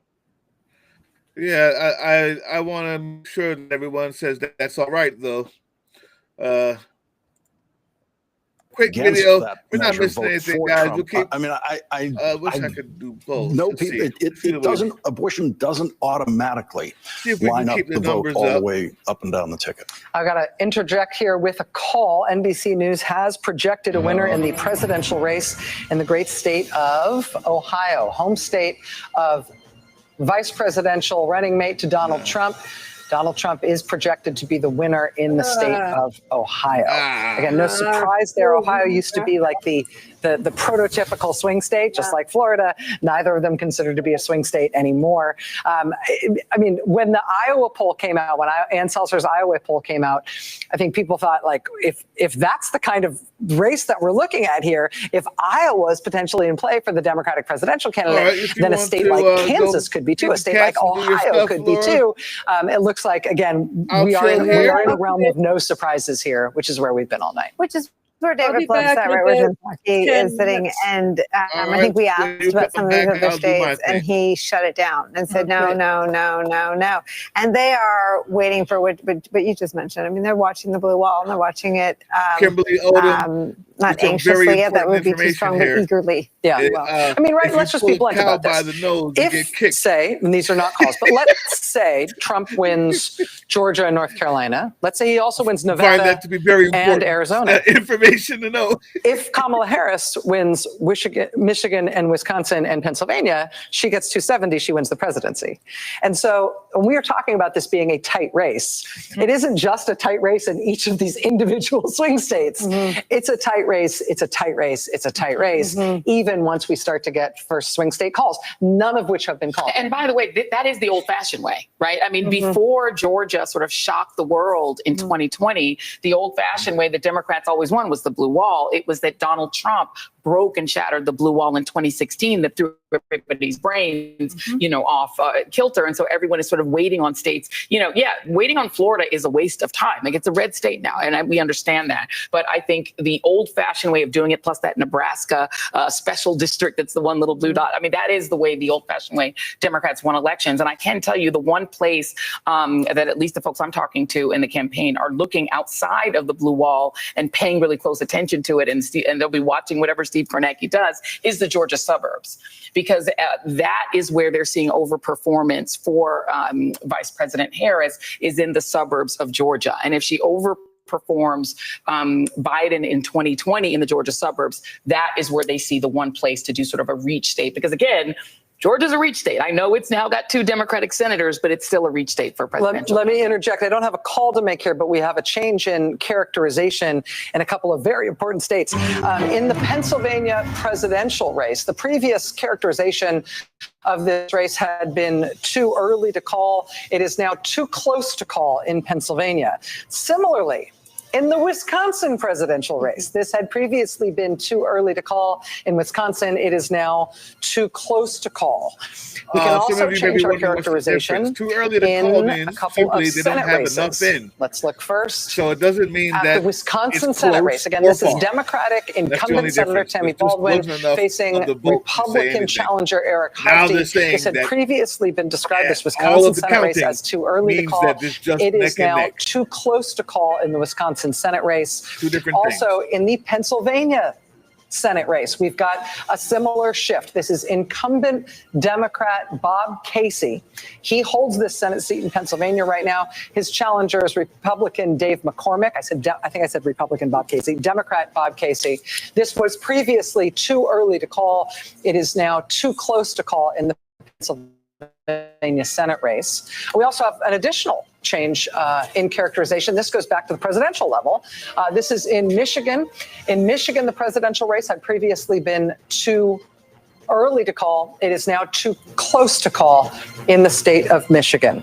Also, let's take a look at Michigan Senate. A similar pattern. In the Michigan Senate race, again, here we have got a Democrat versus a Republican. This is an open seat in Michigan. Democrat is Alyssa Slotkin. Republican is Mike Rogers. This had previously been too early to call. It is now too close to call. So just recapping here, in Pennsylvania and Wisconsin and Michigan, all of the calls in those three states now have moved from too early to too close. That is true both for the presidential race and all three of those battlegrounds. It is also true for the Senate races in all three of those battlegrounds. I'm going to go back to Steve in just a second. Jen Psaki, I understand you've been getting some intel on Nevada. Well, Nevada, I think, is a very interesting state to look at for a range of reasons, one of which the majority of voters there don't have a college degree. It's a very diverse state. But one of the things I've been hearing a lot from Democrats over the past couple of days is about the nonpartisans that reporter was talking about. There's been a huge surge of vote registration as nonpartisans since 2020. But in 2022, the nonpartisans, that was the closest Senate race in the country. We all remember Jackie Rosen won that seat. She won the nonpartisans by single digits, but she still won the nonpartisans. So yes, you don't exactly know how they're going to vote, but they look at 2022 as a good sign. And that is a sign. That is a state also, I will say, it was so far from being won by the Democrats before there was a change at the top of the ticket. That's right. The internal polling numbers there were devastating. That has massively changed. The Senate race there, we don't know what will happen, has massively changed. So that's an interesting race to watch for me. And I think that the nonpartisans, there's reason why the Democrats feel good about the nonpartisans. Let me interject here. We've got a new call. We've got a projection in the presidential race in Kansas. NBC News can now project that the winner of the presidential race in Kansas is Donald Trump. We're heading towards a 10 p.m. poll closing in Nevada, Utah, Montana. As we head toward those, we're keeping an eye on lots of different battleground states. Claire McCaskill, I'm bringing you in here because I understand you've maybe got some intel out of Wisconsin. Yeah, I've talked to folks on the ground that have been running these Senate campaigns, namely in Pennsylvania, Michigan, and Wisconsin, and they all feel good about those Senate races. The only two out there that everyone is still biting their fingernails over are John Tester. While they're speculating, if you don't mind, I want to show you a little something on exactly why I said if Donald Trump comes out and says that he's winning, every time you hear him say, like you just heard, Pennsylvania, we heard that there's a lot of cheating going on, especially this early in the game. We're talking about it's 9:56, right? If you hear this, the reason why I say that means things are going great is because of what I'm about to show you now. Just take a quick second to show something while they're speculating. I thought maybe you'll find this interesting as well. Check this out. Check this out.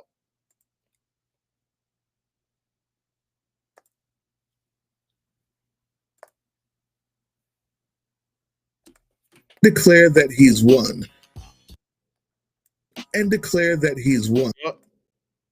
Best case scenario, this video. If we follow my advice at the end of this video and everybody votes, we got this. After all of that, this is what you're likely going to see tomorrow, what to expect tomorrow, not to be surprised at all. The best case scenario, sometime after 10 p.m., around 12 midnight or 12:30 a.m., in between that time, if you see Donald Trump come out and declare that he's won, he's winning, or they should stop the count. That's the best case scenario, because that means that Kamala Harris is winning so much, is so overwhelmingly winning according to the exit polling and the people leaving the stations and the numbers that we already have from early voting, that it will be a landslide. That's the best case scenario. Why? I'll tell you right afterwards. All right. That's it. That's the point. Quick disclaimer, please understand, like every election ever, we will not know who wins on the day of the election. Nobody will know. It will take at least 24 hours. And with the people expected to vote, the numbers in this election, it may take longer. We will not know who won on the 5th or maybe even the 6th. Most important facts. Worst case scenarios. Things get worse every hour after 12:30. Every single hour. And the whole point of that is meaning that it stays close all night, right? That's the deal. So we need to make sure the biggest things that we're looking for here is not just waiting for Trump to say something like that, but every time he does, it should make you feel better. That's the point, right? And there is another thing to watch out for. That's why we turned it. Well, that's not the reason why, but then when we got here at MSNBC, I see they're also talking about these House and Senate races. That's gigantic. There's no way that they'll even be able to do any of the shit. Sorry? Certify the election. So this is why. The Republicans from Republican, let's see. To avoid a repeat of. Let's see. Let's go with here. Goes down. So in a very simple case where we think it is, you need 270 electoral votes to win if there are 538 total electors. But if you take that number down to say 528 electors, well, then all of a sudden you only need 264 electoral votes to win, right? And you can do that. You can decrease the number of electors appointed if you prevent, delay, obfuscate the ability of any particular state to certify its elections and send electors to Congress by the statutorily required deadline of December 11th. That's the case. So we're looking to see how many of these people, how many people we got in the House to flip that. So that when all is said and done, all of the crazy ways that they can try to legally take it away, take away a win for Kamala if she does, will be negated if we have the number of people to flip that House. That's why that is so important. Just letting you know. Laura, you're back. How you doing? I'm back. Those cats, they're ravenous. Doesn't matter if you just fed them. You know how cats are. Yeah, dogs too. 2-6. So you got to take a break if you got a video to play, or just below that. Meanwhile, Trump, I played 26.2 here in 2020, is a tick above his 2020 number. The concerning Would you like thing to for watch the Democrats video? here in massive Fulton County is with only 80% I did. counted, there is still a significant, obviously, amount of same-day vote to come All right, in. guys, so we're back. If you were watching earlier, as soon as I put the video up, the count went down. Everybody left. I want to see what's going on. I understand it, man. I understand because it. more Everybody's same-day came in, ravenous. and Harris fell below that Biden number. There's room for her to They drop want to. further. They want to know Again, what the heck is going just on. one, So 2 do we, points in guys. Fulton County Leave that offsets a alone. lot of the good Democrats might have done themselves in those other All right, counties I just showed you. I'll So be back. see what happens there. We also have, look at this. Okay. No, excuse me, We'll Douglas. let the Cobb good County, Mr. we also have, look at this. Carnacki fill us in Getting on the close in Cobb minute County. details. Again, take a look at 2020 here. Joe Biden won this by 14 points. Now, right now, it's basically a 15-point margin. This is another one where that margin for Democrats was bigger earlier. It's come down as more same day come in. Cobb is a massive, massive county. Again, it's much bigger than any of those others that I just showed you. 82% more same day to come. That's concerning for Democrats if it starts dropping below that. And then Gwinnett County, this is the one that's been the slow one here in the region tonight. We're still where we were. So there's sort of a division here we're seeing between these suburban and metro counties here. Again, there's some clear Democratic growth, but they don't want slippage in those big ones as the remaining vote comes in. And again, just checking in, we showed you Cherokee. These are the big Republican sort of fringe Atlanta metro counties. Here's one, Forsyth County, where Trump is clearly has improved, I should say, a bit from 2020, a point higher than 2020. You can go over. You can go over to Paulding County, though. This is interesting. Again, core Republican area, fast growing. Dallas, Georgia is here. 29 points for Trump last time around, down to 24. So again, that's a feather in the Democrats' cap right there in Paulding County, bringing that Trump number down further. And when finally we close out on this, we're basically done in Fayette County. We ID'd this one at the start of the night as, look, if Democrats were actually flipping this, they are definitely having a good night in Georgia. Looks like they're going to come short. Harris has made progress here in his big suburban county here.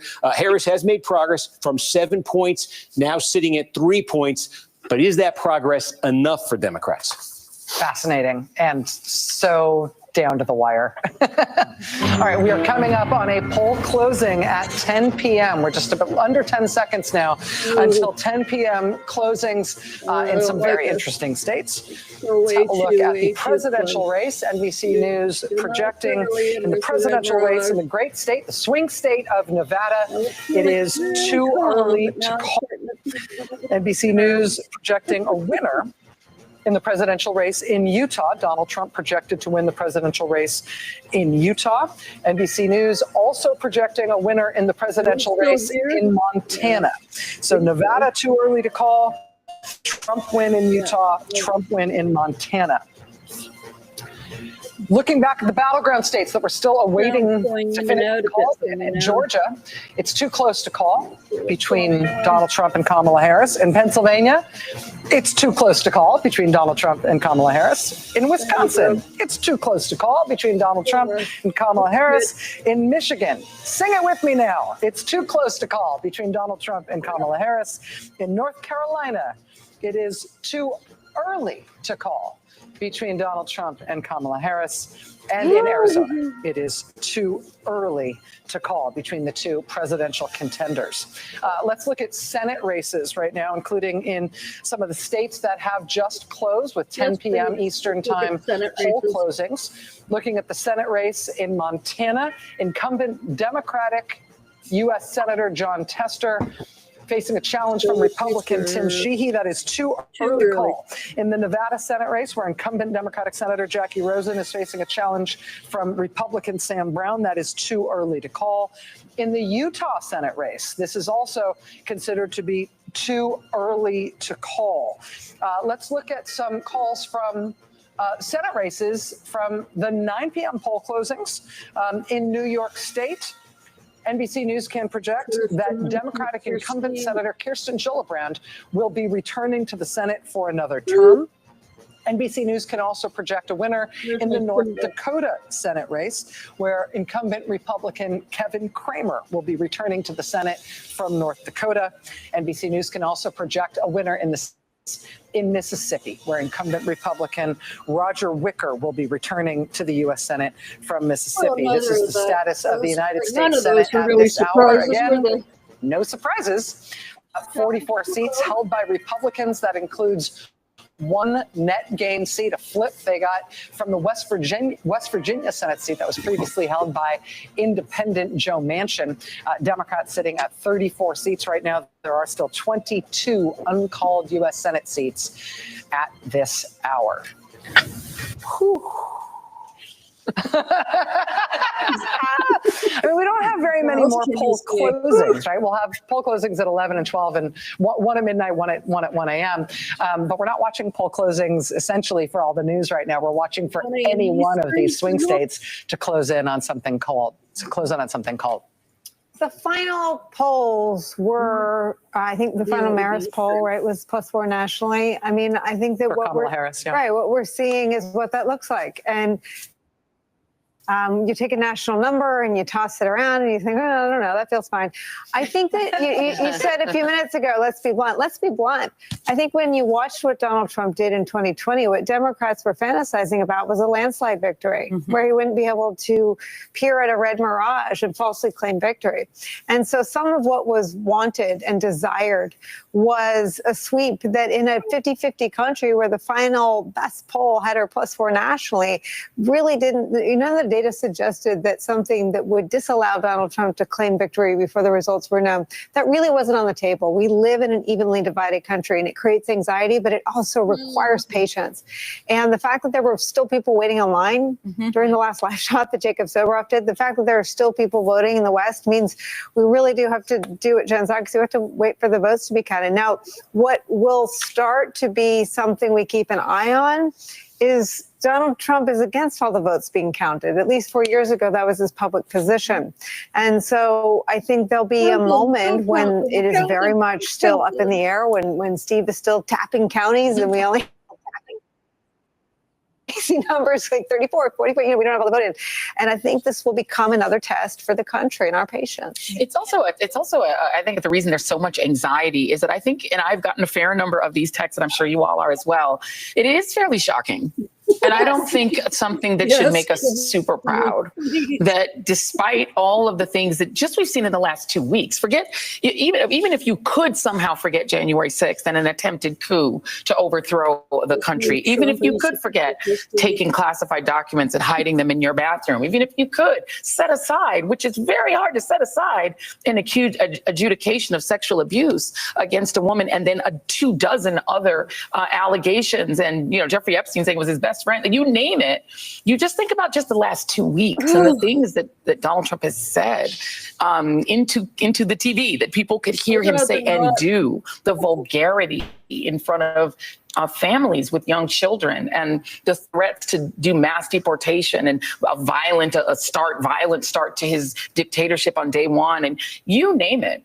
If all of that gets you half of the votes, 48, 49%. What does it tell you? I mean, we need to really take a step back and think about what does that say about us? I think that's right. But I think, again, going back to how the Harris campaign approached this candidacy in these 2 weeks, they sat there presuming that 49% of the country was in. They built a campaign designed to defeat a Donald Trump campaign that won over and turned out 49% of the vote. Yeah. So what you're waiting to see come in is what Jen O'Malley Dillon and David Plouffe and Stephanie Cutter and these folks envisioned to defeat a candidate who, all those things are true, but that was baked into the campaign strategy to help Vice President Kamala Harris prevail. And it assumed that 49% of the country would vote and turn out for him. Yeah. So we're waiting to see if what they built will work. And to Joyce's point, one of the things that we've discovered in these last few campaigns, all of these Trump campaigns, is that these two parties do not have the same rules. It's like two football teams where, offside is a 20-yard penalty for you and it's no penalty for this other team, right?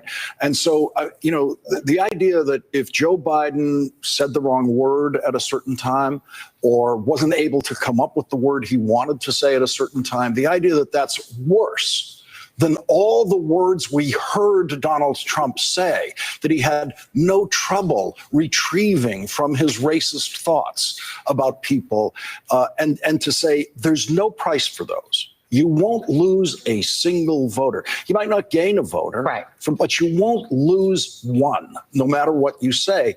That is a new phenomenon, and it applies only to one party and not to the other. One thing that as Steve Kornacki keeps doing his updates to us that I think is striking and maybe striking about the evening is the rural and urban divide. And we talk about divides every presidential election cycle, but part of this, I think, is it's just a cultural different world. And I was talking to this strategist in North Carolina, he's in North Carolina, he was talking about North Carolina, he said, really, it's like rural Alabama and Northern Virginia, and it's two states in one state. But that is true in almost every state. As we go through the numbers, we look at, can the Democrats and can Harris run up the numbers in the city and the suburbs? And then it's like, can they decrease the massive loss in the rural areas? That's where we still are, despite everything that's happened. And that has been a divide that has been the case for many presidential cycles. But to me, it's interesting. It hasn't changed. And maybe that's a kind of a look in the mirror moment, regardless of who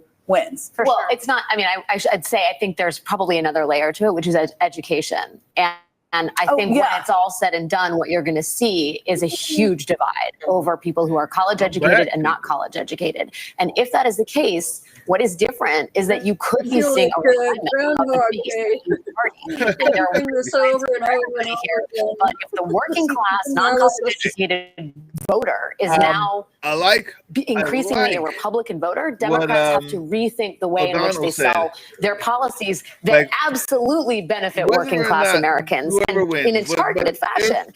But, you know, I was in Saginaw, Michigan at a union hall, and these union voters who are working on infrastructure Act jobs that Joe Biden and Kamala Harris literally created for them did not know who they were going to go vote for. And that, to me, suggests that the Democratic Party needs to do a much better job of selling its achievements to working class voters. And working class voters also need to be more engaged in understanding the chasm that separates these two parties in terms of policy. Particularly since one of the candidates is being bankrolled by a billionaire. Right now. Exactly. And can I just say very quickly? No, we're doing a call. Yes, do a call. This is time when I feel that realize that, hey, we can just say the worst things. Sorry. All right, we do have a projection. NBC News can project in the presidential race in Colorado that there is a winner in Colorado. We're not going to Kamala lose Harris any has votes won the state of Colorado. If we just Sure. go out and just say it. No, absolutely. I was just going to say on the realignment thing.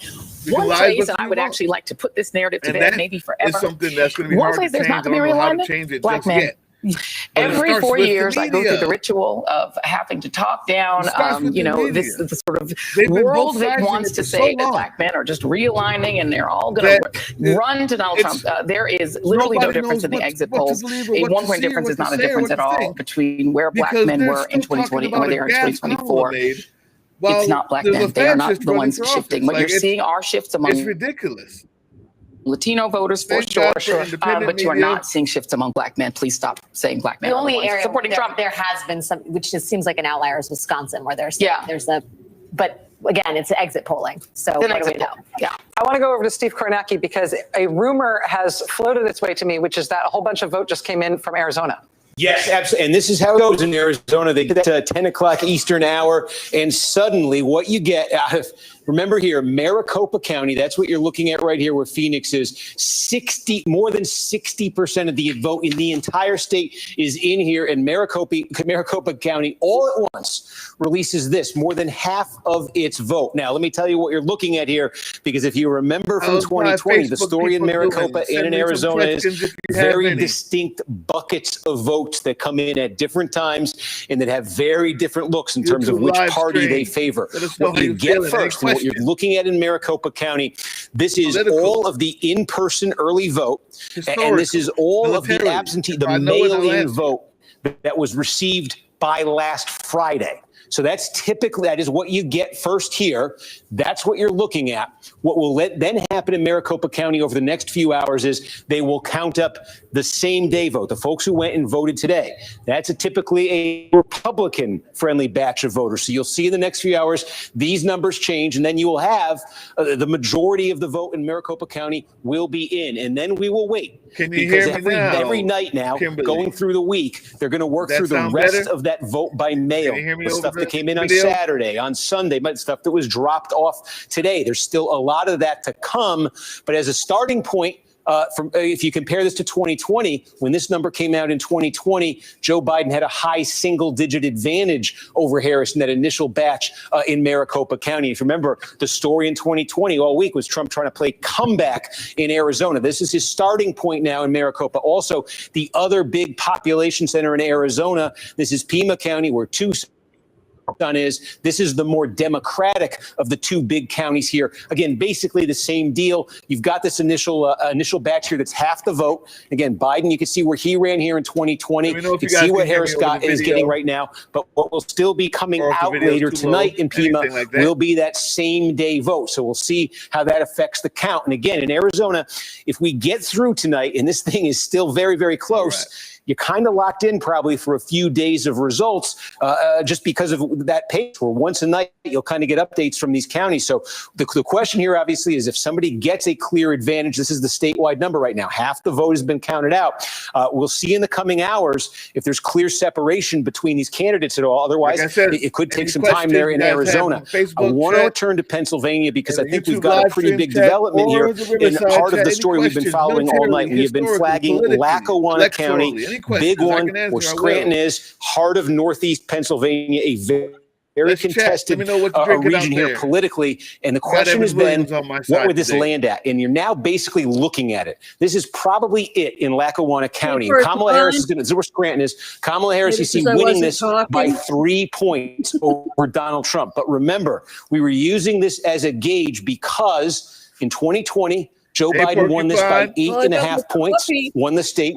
In not gonna lie, 2016, I need a couple Donald more Trump gummies. won only by about 3.5 I've been up points, since 3.4 too points. early. This was a winning combination for Donald Trump. He won the state. Can you hear This her was now, a losing Porcupine? combination for Donald Trump. Tonight, at 3.1 points, Can you hear me now? his loss here in Lackawanna County is actually a little bit Laura said less she needs I some more than the can turn up my 2016 mic a mark. little bit. It was one of the key questions in Yeah, turn it Pennsylvania up. tonight. It's up Would at Donald now. Trump get back to his 2016 level in a big blue collar county like this? Because there are a lot of big blue collar counties like this throughout the contested northern tier of the battleground. This I'm flagging for you because we said it at the start of the night. We'd use this as a bellwether also because this is now the complete one. We've been looking for complete counties. We've got a complete county here. So that's what it lands at right there. That was the question we now have an answer.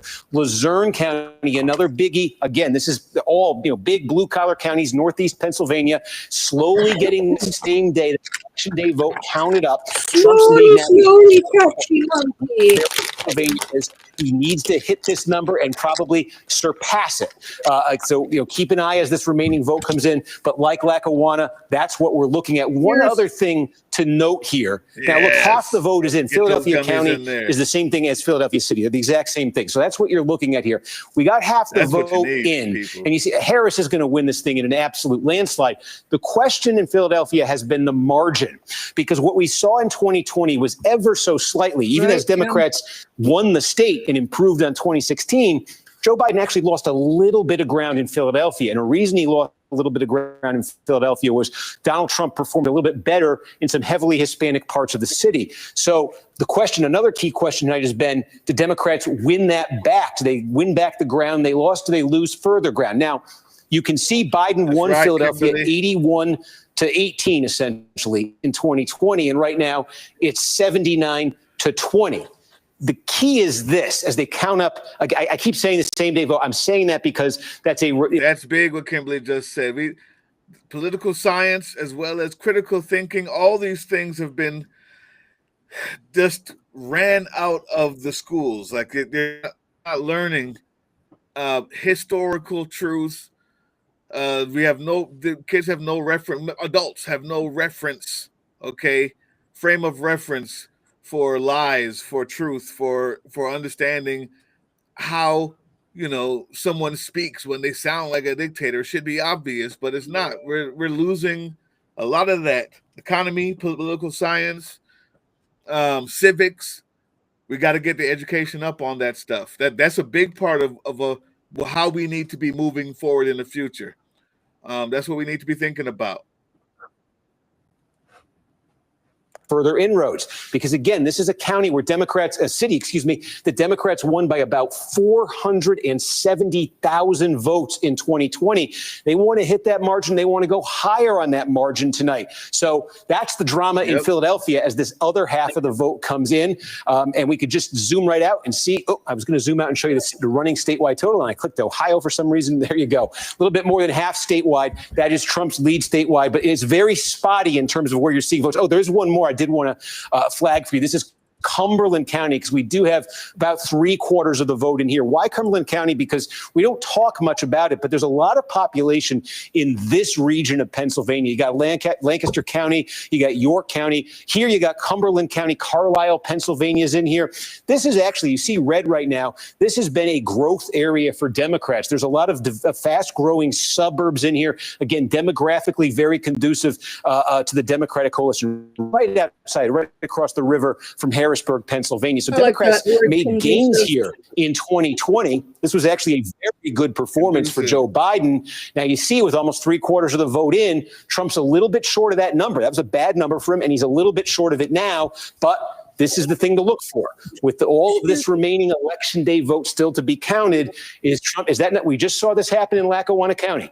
Is that going to happen in Cumberland County? Is Trump going to gain enough that he hits that number and surpasses that 2020 number? This is the kind of place where his campaign needs to win back ground that they lost in 2020. This is a big part of why, or a significant part of why Trump lost Pennsylvania in 2020. So we're going to follow that as it continues to come in. And I can also note Butler County. This is red. Obviously, it was heavily in the news this summer with that Trump rally. Believe it or not, Butler County in the Trump era, which started in 2016, while it's still deeply red, has actually gotten less red. This has been a bit of a growth area, suburbs right outside Pittsburgh, some rural areas too. The Democrats actually, I'll just show you, put it up on the screen here. This was actually a bit disappointing for Trump in 2020. Just go back here and you can take a look. He went by 37 points in 2016, only 32 in 2020. This is a place where Democrats would like to make more gains. Right now, it's exactly where it landed in 2020. And again, there's not a ton, but there's more of that same day vote to come. And this is, again, the kind of place where the Trump campaighn's goal coming into tonight will be to stop those losses that they stop that decline and maybe gain some ground back. So with most, not all the voting in Butler County, it doesn't look like they're going to fall back any farther. Just check in too on Allegheny County. There's more than 1 million people in Allegheny County. You think of the city of Pittsburgh, there's also just a ton of interior suburbs there, inner suburbs there. 3/4 of the vote in Allegheny. Show you where this landed in 2020. And again, this is one of the few counties in Pennsylvania that's gotten more Democratic in the Trump era. It's huge, as we just said. So 60% is basically where Biden landed in Allegheny County in 2020, with about 3/4 of the vote in. If you remember at the start of the night, we had all of that mail that was dropped in Allegheny County. Trump's been trying to chip away at that sense. Let's see with this remaining 25% of the vote, if he can get back to that 2020 level here. Democrats really want to grow this. The other question we're going to try to get an answer on here too is if there is remaining vote by mail in Allegheny County, because we say that's the wild card in Philadelphia now. Let's check on that in Allegheny County. Pittsburgh, still produce all of Democrats just depend on big margins, and where Harris is going to need even bigger margins, by a few points to offset potentially, for instance, what Trump just did in Allegheny County. Textbooks? In Lackawanna County, excuse me. All right, Steve, we'll be back with you. We've got a few projections that we've got to catch up with. There is a projection to make. NBC News now projects there's a winner in the presidential contest in Iowa. Donald Trump is projected to have won the presidential contest in the state of Iowa. We also have a look at some Senate races. NBC News is projecting a winner in the Maryland Senate race. Angela Alsobrooks, the Democrat, will be the next senator from the state of Maryland, defeating Maryland Republican Larry Hogan. NBC News also has a projection to make in the Senate race in Texas. Incumbent Republican Ted Cruz will be returning to the Senate for another term. NBC News can also project a winner in the Wyoming Senate race. Incumbent Republican Senator John Barrasso will be returning to the United States Senate. And now let's look at Nebraska. Unusually, Nebraska has effectively 2 Senate seats on the same ballot, which is rare. But that is because this one is a special election. The Nebraska special Senate election is to fill the remainder of the term of Ben Sass, Senator Ben Sass, who resigned. Pete Ricketts has held this seat since January, so he's running for it in the special election as a de facto incumbent. NBC News can project that Pete Ricketts will hold on to that seat in the Nebraska special Senate election.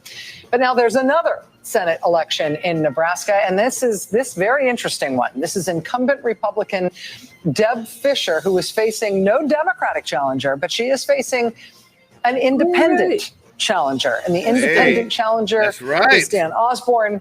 At this point, this is too early to call in this Senate race in Nebraska. Again, of the two that were on the ballot, this one too early to call, even as the special Senate election in Nebraska. The other Senate election in Nebraska has been called for the Republican incumbent, Lawrence. And that is now, with the Texas seat staying with Ted Cruz, Nebraska is now the only possible loss of a Republican Senate seat that remains for tonight. And that could be serious. Are you surprised by the Colin Allred Ted Cruz result? No, you can't be. To every election, it looks like someone might be able to get it in Texas, Beto O'Rourke. Every time, and they come close. And so, who knows? Maybe it's next time, and you can't be surprised if the Democrat comes in second in Texas. You're just not allowed to be surprised by that. Right. And it's a question of how much ground did they gain this time? Yeah. Well, I think it's also understanding the electorate, right? The assumption would be demographic change favors Democrats. If it's becoming a browner state, there's a bigger Latino population. And we know from Paula Ramos's amazing reporting on the ground in Texas, just because someone is brown, just because someone's Latino does not necessarily make them an acolyte of the Democratic Party. And I think there's some real, we don't know how this is all going to shake down on race, but I think there's going to be some really interesting analysis that is going to need to be done in the coming weeks and months in terms of what kind of coalitions are being built, either intentionally or unintentionally in the 21st century. But Texas is also a state. I mean, you talked a little about realignment before. It made me think about when I worked on the Kerry campaign. I mean, he would still say to this day that he would be president if not for Ohio, which is kind of how it goes. But that was a state that we were waiting. That was the state that determined that night that he was going to lose. That is no longer a state we're watching with the on the edge of our seat seriousness. Texas, and I agree with everything you just said, Alex, but it is still a state where maybe it's 4 years, maybe it's 8 years. That's a state where if Democrats continue to organize, they're betting at some point it couldn't come into their column. It's the same. We don't know what's going to happen in Georgia and North Carolina. But those are more purple states now for Democrats than Ohio is. So there has actually, over the last 20 years, been a complete realignment of the states in the country that are leaning each way. And that's kind of interesting. And Texas it's the big whale. I don't know what to call it.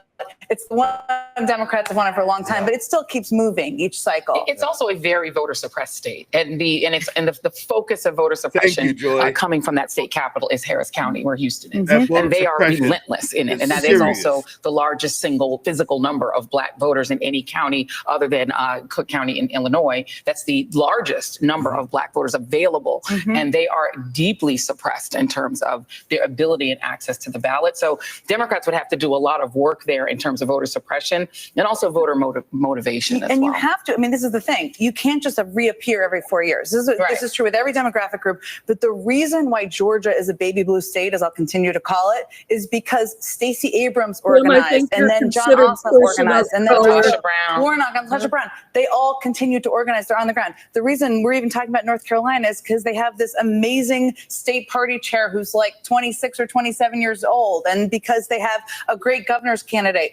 It's because they're organizing there and they're not leaving and coming back. And the Poor every People's 4 years. Campaign, which is like, I think they did like 900,000, texts. And I mean, you've got people that have been in there trying to organize that state and change it. And the thing that's sort of sad about my old state of Florida is that kind of organizing kind of vanished with the money. And now Nikki Fried, who actually is doing heroic work trying to organize Florida, but it's not a state that the National Party invests in anymore. Whether that, the money that used to go into Florida is now going into Georgia, North Carolina, and Arizona. I'll only say this one more time. And there's 7 million people who do not vote in Texas because they know the Electoral College outcome of every presidential election. That's it. And so within that 7 million who don't vote, there's a possibility to box down a voter suppression system that is better than anything anyone's come up with in the modern day. Yeah, and in Florida, it's about 5 million people who did not vote in this election. They just don't vote. Let's just give a ray of sunshine to California.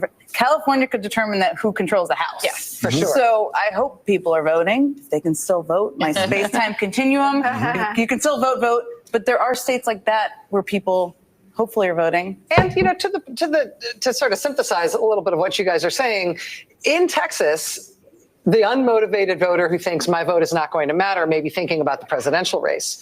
But the reason that Texas may not matter in the electoral college and it may not be competitive in the electoral college may be because of state policies that are outrageously suppressive, which you can change by voting in state legislative and other state-specific races, regardless of what's happening with Texas's electoral votes. And so there is a sort of civics education and a civics awareness and a civics organizing effort that is about changing the way your state is governed so that your vote will matter to the rest of the country. Gary Chambers has been doing about this in Louisiana. He literally posts every day what the voter turnout is, particularly among Black voters. This is percentage-wise the largest, other than Mississippi, share of African-American voters. And the voter turnout sometimes is 10% or 12%. And it's that people have given up, forgetting that they just elected a two-term Democratic governor and that control over things like abortion policy. So if you're saying that abortion policy returns to the state, you might want to control who runs your state. And you might want to think more about that. But voters are not thinking at that level of, it's not even 3D chess, it's regular chess, right? That your state votes. And again, to get back to the mama directed voters, which are my voters, my grown children, my kidults are my Jason and my kidults. Like I'm not JD Vance, so I don't just claim it's just one parent that has a kid, both parents have the kids. Our kidults live in blue states. They don't all live in the same state, but one lives in California. And the way that I've had to lobby them to vote when they say, my vote doesn't matter, I'm in a blue state, it doesn't make a difference, is to explain to them, wait, there's this ballot initiative. And to tell and shame them on television. And if you want your phone to actually work, that also works. Two updates for you. First, on this bomb threat thing that we have been talking about, the Maricopa County Sheriff's Office has issued a statement in response to reports of an investigation of a bomb threat to the Maricopa County Recorder's Office. They say these bomb threats, again, are not credible right now, but they are investigating again at the Recorder's Office. Also, 9 polling states and the Navajo Nation and Apache County, Arizona, have been allowed to remain open for 2 hours longer. NBC News is reporting that the FBI is tracking and investigating bomb threats. Again, hoax bomb threats, no real bombs. Bomb threats attributable to Russian email domains in the states of Georgia, Wisconsin, Michigan, and Arizona, including the Navajo Nation. So we are seeing the impact of these things in terms of, trying to create an atmosphere of chaos. Again, these are not real bombs. Nothing is blowing up. There's no violence that's being committed here. But this appears to be, according to the FBI, something that they're investigating as a foreign interference effort. All right, we've got a couple of Senate updates to do. First of all, there's a Senate projection to be made in the great state of Virginia. NBC News projects that Democratic incumbent Senator Tim Kaine will be returning to the United States Senate from Virginia. NBC News can also project in Missouri that the incumbent Republican Senator Josh Hawley will be returning to the United States Senate as well. Steve, over to you. Let's check in, Rachel. We'll start here on North Carolina. Look, again, 83% of the vote now counted, and Trump with a 3-point advantage here. It's about 135,000 votes. I think we're seeing some clear things we've taken you through, and they're being reinforced the more we look at here.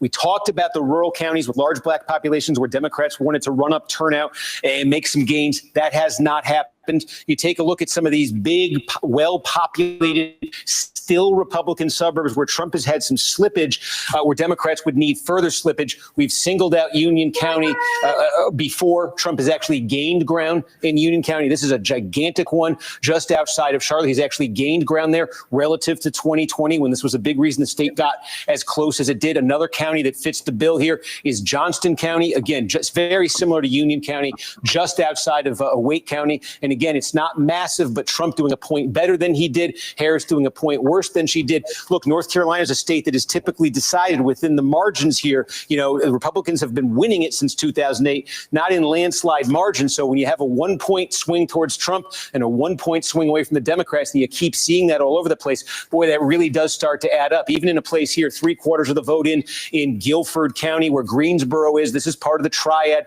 This is one of the big Democratic vote-producing counties. But again, Biden was over 60% of the vote here, at nearly 61% of the vote in 2020. What's still to come in Guilford County is that Republican favoring a same-day vote. So you're really starting to see this lead that Trump has right here. The ingredients that are going into it are the ingredients he needed coming into the night. We'll just check in there. Coming into the night to have a good night in North Carolina. Take a trip down to Georgia. 86% of the vote counted now. Trump's margin over 153,000 votes. Remember, he lost this by about 12,000 last time around. We've been keeping an eye on Fulton County. Democrats need gains there. They can't afford any slippage. The same day votes being counted up here. And now you can see it. Harris has fallen more than a point below where Biden finished in 2020. Trump's improved by more than a point here. A county this size, well over 1 million people here. That is a significant shift there. And with more same day to come, that may get even worse for Democrats right there. You can take a look at Douglas County. We have Cobb County. Again, we still have vote to come in here, but Harris now basically falling back to Biden's level, the potential to slip even further there. Up here, again, I won't take you through the individual counties, but in North Georgia, this is just the overwhelming Republican part of the state. And this story is being repeated in county after county. Trump is performing better. He won these things by 75 points or so in 2020. He's performing even better in these counties. So look, just zoom out here and look at the implications of this potentially. If this continues with the votes that are still to come in Georgia, North Carolina, I say this as a very, very big if here, but if you just play this out to let you know about the implications here, if Trump gets Georgia, this is completely different, guys. Trump gets Carolina, okay, and there's no other surprises outside of the battlegrounds. And we already saw Iowa called. That was one of the potential surprises people were thinking about. With those two states, Trump would move probably to 251 expected electoral votes. And how many electoral votes are in Pennsylvania? The answer is 19. So if in the remaining votes in North Carolina and Georgia, Donald Trump is able to lock down victories in those states, I say if, but based on what I'm showing.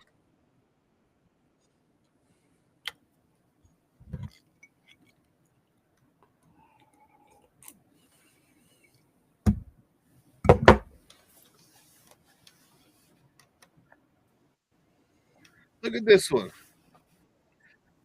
New Mexico, Colorado already in. Virginia was already in. DC was already in. Maryland was already in.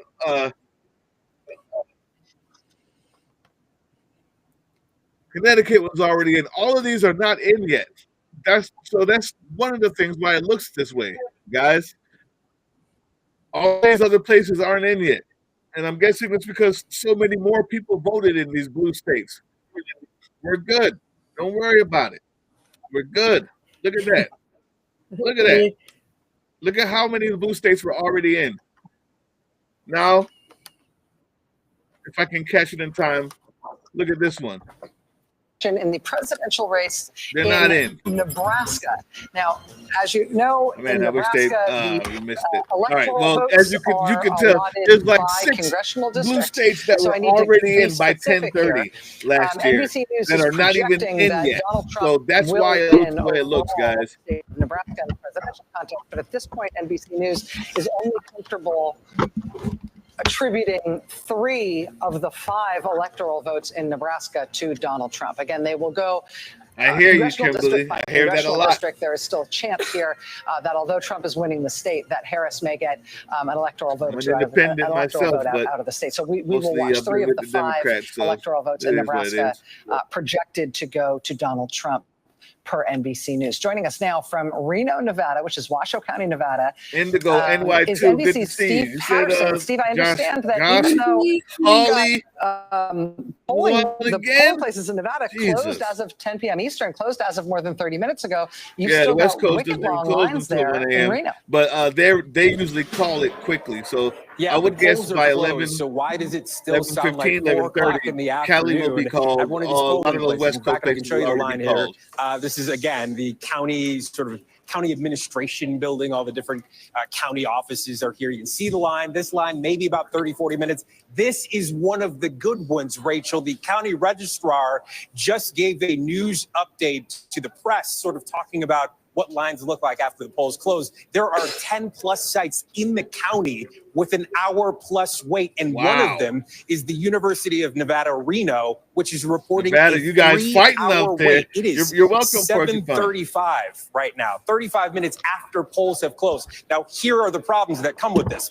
Mail-in ballots, early voting, all of that stuff has been counted since 8 o'clock this morning. So all of that is being processed. It's going through.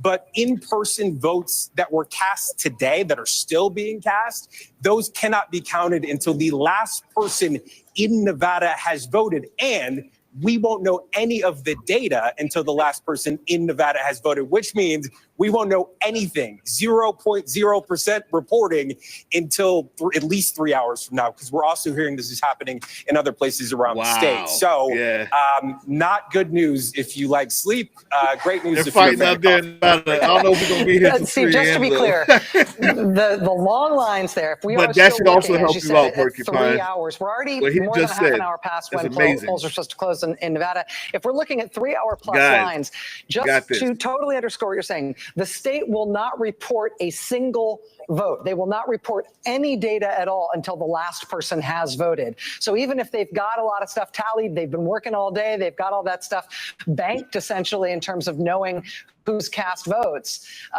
we won't hear anything from the state at all until the last person's out of line. You hit it exactly, Rachel, which is, it's good news because this does not indicate that there is a voter problem, does not indicate that there's necessarily fraud or a problem with the system. It just means that there are simply incredibly long lines. We don't know if that is an indication of something that is a problem. The bad news is, of course, that does mean we won't know anything until the last person in Nevada has voted. We don't know where that person is, but I imagine that that person is in one of these ridiculously long lines as we speak. Wow. Rachel. Steve Patterson, thank you. And if you are within the sound of our voice and you are waiting in one of those long lines in Nevada, do not be dissuaded by the fact that your polling places were supposed to have closed a long time ago and the line still seems long. If you are in line, you can vote. And if you are in line, you better vote because you've already committed. You don't want to go home and say, I got bored. You'll never live it down. Honestly, you don't get the sticker. Stay in line. Also, you don't get the sticker, which is the shame. It's the shame. I mean, get your sticker, people. Get your let's sticker. Go to our friend Simone Sanders Townsend. Simone, I understand you've got a little bit of new intel out of Nevada Georgia. is very slow. And yes. slow on purpose. So in Georgia, Fulton County and Gwinnett County. Fulton County was one of the counties that Steve just had up on the board. They were both targeted by those bomb threats. Again, to reiterate, there were no actual bombs, but I'm told that it shook people in the state and in those counties in particular. And folks who are, I've talked to 3 different people at this point who are familiar with the numbers, who are familiar with the boiler room, and they say that Gwinnett and Fulton County, for the vice president, she needs to overwhelm Biden's numbers. And right now, as they stand, she has not overwhelmed them. By overwhelm, I mean she needs to do better than Biden did in Fulton and Gwinnett counties. Now, they cautioned that Fulton County's all the way in, and neither is Gwinnett County. People are still voting. There was a concerted effort in Georgia as well, in those counties affected by the bomb threats, to encourage people to stay in a line, to go back to the polling places.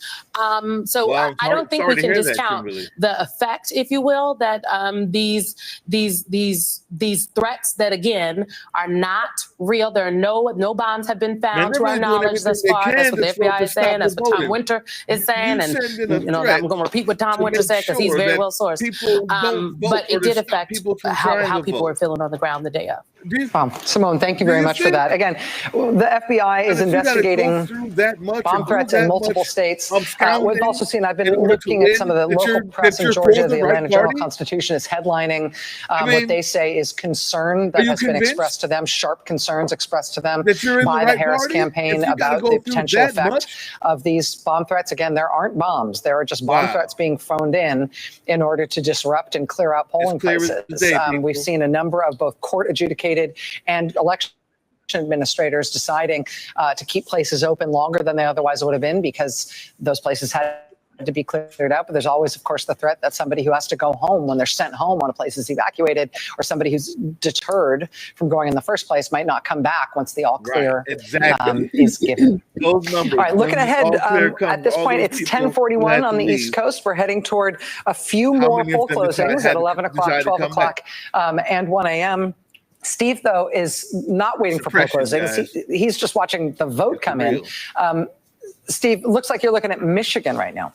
Yeah, in Michigan, and again, it's very scattered here, but there are a couple of places I want to look at. Again, we say what some of these bigger counties, we have questions going into the night, specific questions about counties that, could be extrapolated potentially more broadly. Meaning, let's take a look here at one of the biggest. We flagged this one at the start of the night. This is Oakland County. This is a big, giant suburban county just outside Detroit. And this is of the two big suburban counties just north of Detroit. This is the Democratic one. This is the one, with a lot of college educated, higher income types, a lot of bedroom communities here.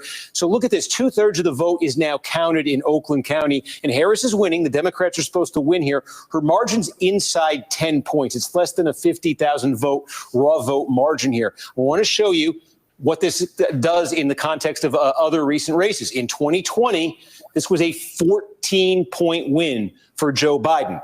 And in 2016, this was an 8-point win for Hillary Clinton. And I don't think I need to tell you, this wasn't enough to win Michigan for Hillary Clinton.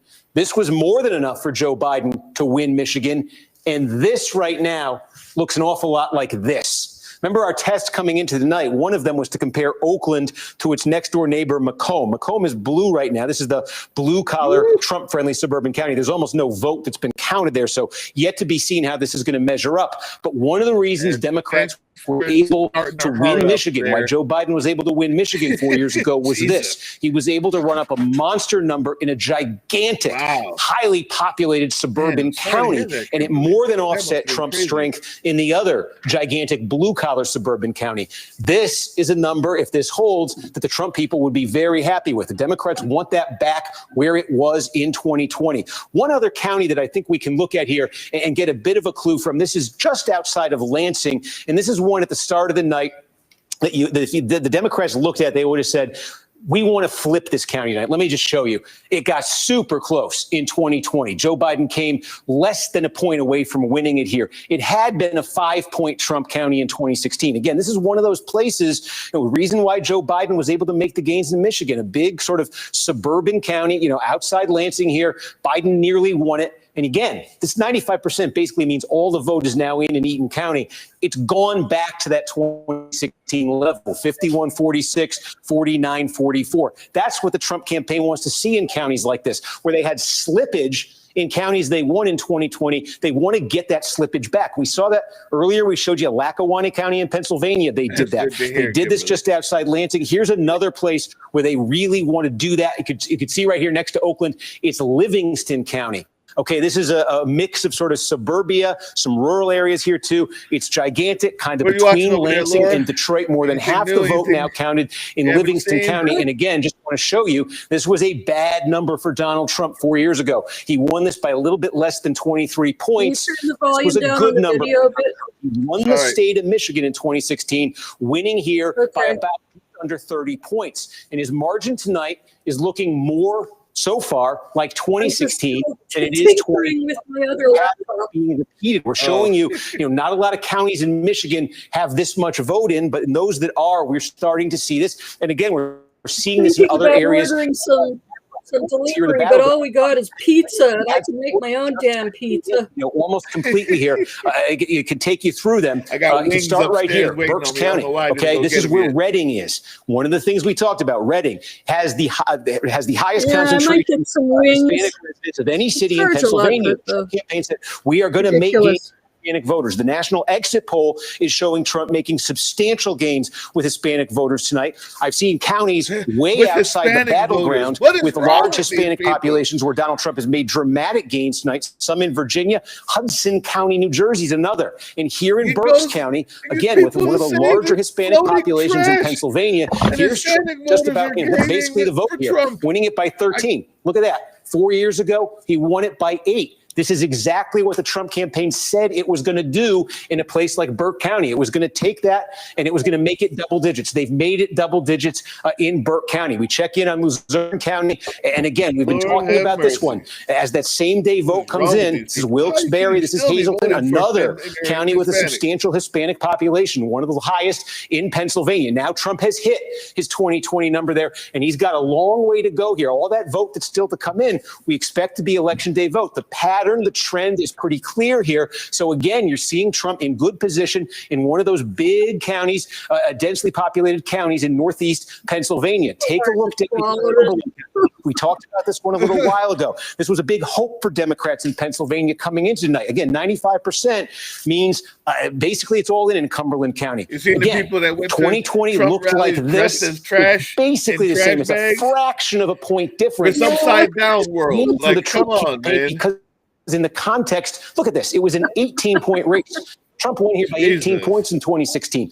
Democrats made a huge jump. This was one of their biggest in the state in 2020, bringing it down to 10. They wanted to keep this going tonight. They didn't. Trump was able to stop the losses in Cumberland County. So again, that's something that encourages that his campaign exactly wanted to see right there. We're starting to get Erie County. Again, this would be the vote by mail in Erie County. The story we've been talking about elsewhere now is going to play out in Erie. This is the bellwether. It's one of the two that switched sides to Biden in 2020. The name of the game in the final 2/3 of the vote is can Trump catch Harris with the election day vote? Just checking in on Philadelphia. We're up to 2/3 of the vote now in Philadelphia. And again, this is just Philadelphia, the city.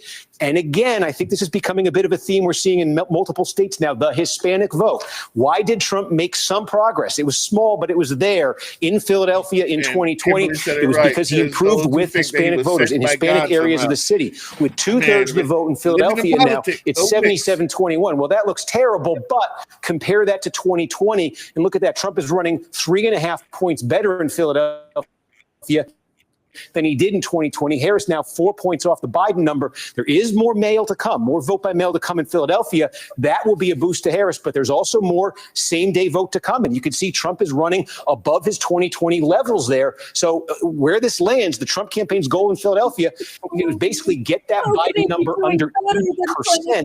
This guy's trying to get to do that. The wild card of the mail there adds a lot of volatility to this. But again, you're starting to, as these counties fill in, you're starting to see some patterns, and patterns you're not seeing in one state. You're seeing them in multiple states right now. Steve, thank you. We've got a few calls to give you an update on. First, a Senate race. NBC News has projected that in the Senate race in New Jersey, the Democrat Andy Kim will be the next U.S. Senator from the state of New Jersey. NBC News can also make a projection in the governor's race in New Hampshire. And this was an interesting one. In the end, it looks like it will be Republican U.S. Senator Kelly Ayotte will be the next governor of New Hampshire. The current governor of New Hampshire is Kristen Sununu. Really hoping to hold on to this governor's seat, and in Kelly Ayotte's victory in New Hampshire, they have done so. One other projection for you, and it's a ballot measure, this one in Colorado. This is one of the 10 states that has an abortion rights measure on the ballot in Colorado. This is Amendment 79, so right to abortion and insurance coverage is a related matter. NBC News projects that the abortion rights measure in Colorado will pass. So we're heading up toward the 11 o'clock hour. We'll have poll closings in California, Idaho, Washington, and Oregon. And things are starting, I would say, to come into focus because it's later, but we still have not a single swing state called. Yeah, one thing I will just say, I'm not trying to be rosy all the time at all, but this always happens on election nights where the bigger cities where Democrats have the bigger share of the vote come in later. And there are a lot of places, Grand Rapids, Michigan, a bigger chunk of Philly, Dane County in Wisconsin. We don't know what they'll be, but we got to wait and see what they are. Before anybody starts drinking on their couch or whatever they need to do. They're already doing that. They already do.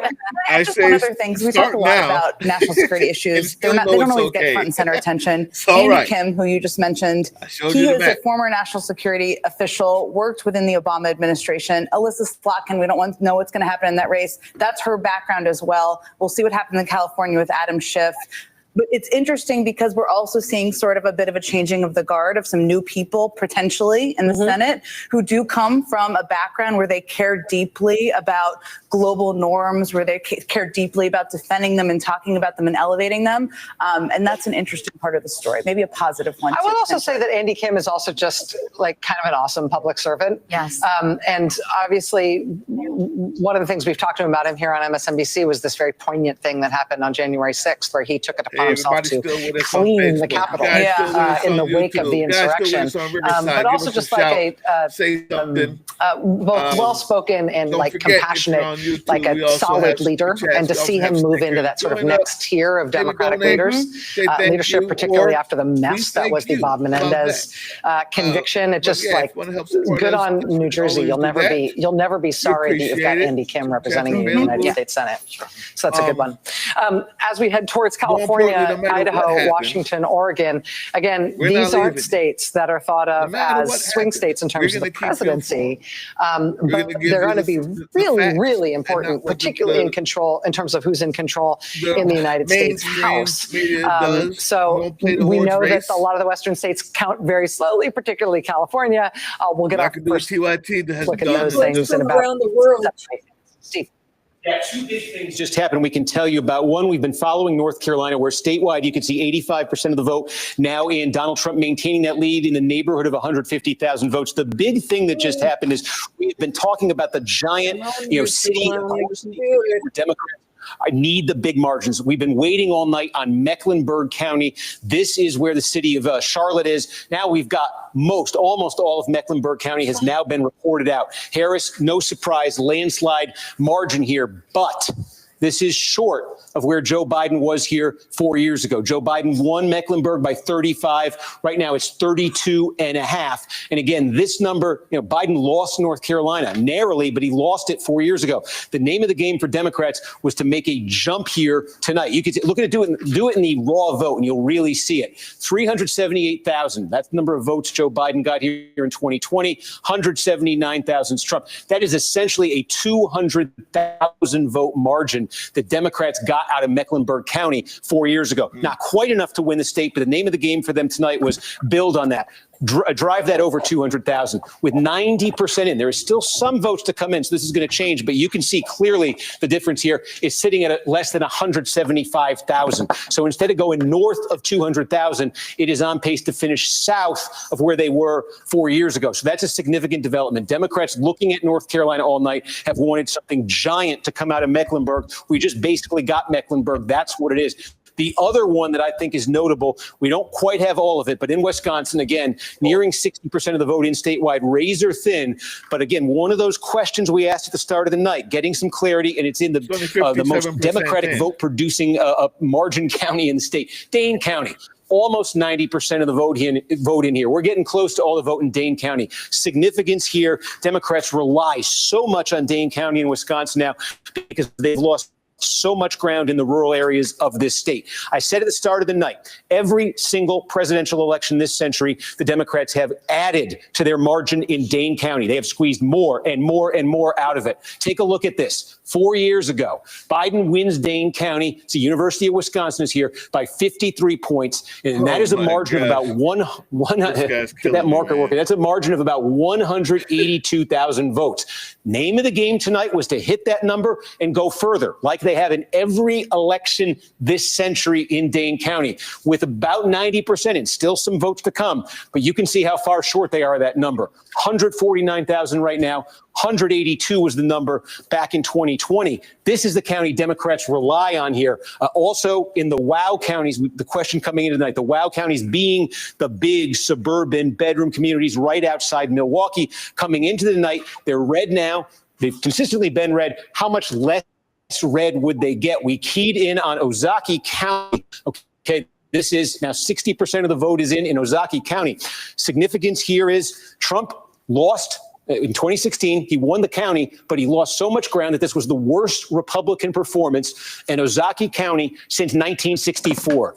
This fits the profile demographically of exactly where Democrats thought they could knock it out of the park tonight. Knock it out of the park in Ozaukee County means get this down to single digits, something like that. Instead, 60% of the vote in. We'll see what happens the rest of the way. But so far, Trump has stopped the losses in Ozaki County, which have been considerable, the decline in Ozaki County, which had been considerable since he became the Republican candidate in 2016, and now leading by more than 14 points here. So those are some big counties, significant counties, politically significant counties, where we now have a giant chunk of the vote, and we can start to see some patterns developing. Again, just checking in statewide, close to 60%. It is very close there statewide. But, metric. That is a county, a few counties where we have that much vote in that size. That's very significant potentially what we just saw in Dane County. Steve, as we head toward the 11 o'clock poll closings in the West, I want to quickly jump to Georgia. Blaine Alexander is in Fulton County at the elections hub there, where the votes in Georgia's most populous county are being tabulated. What can you tell us, Blaine? And everybody else just thinks the same thing, even though their Rachel, life I have an is update for timing for you. I just spoke with a spokesperson from Georgia's Secretary of State, Brad Raffensperger's office. He tells me that they expect to see the vast majority of Georgia votes uploaded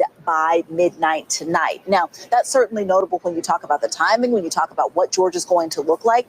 But he does say that they believe that the state is on track to have most of those results uploaded. So let's look inside here in Fulton County. As you mentioned, the state's most populous county, this is where the tabulations are happening. I want to walk you through this process. It's been fascinating to watch throughout the night. So that door right back there, that is where representatives from each of the counties, more than 100 precincts, are coming in, and they kind of walk this kind of interesting, almost parade-like route here. They walk through this kind of sectioned off area, this roped off area, and then they come over here to where several employees, several workers are waiting to receive the memory cards and the ballots. If you'll walk with me over here, I'll kind of show you this area.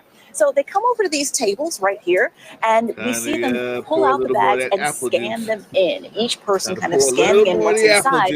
And then once they scan, the memory cards go inside what we're kind of calling this almost fishbowl-like situation. This is just this very large plexiglass surrounded area in the middle of this giant warehouse where votes are being tabulated. And you see the three people that are seated right there in the black at the computers. Those people have been in there diligently throughout the night, tabulating and uploading the results. They started with the early vote count. They've been going. And you hear right now, I think you hear a loudspeaker. These are people who are actually announcing that another precinct has come in. Every time someone comes from another precinct, you get a loud announcement overhead.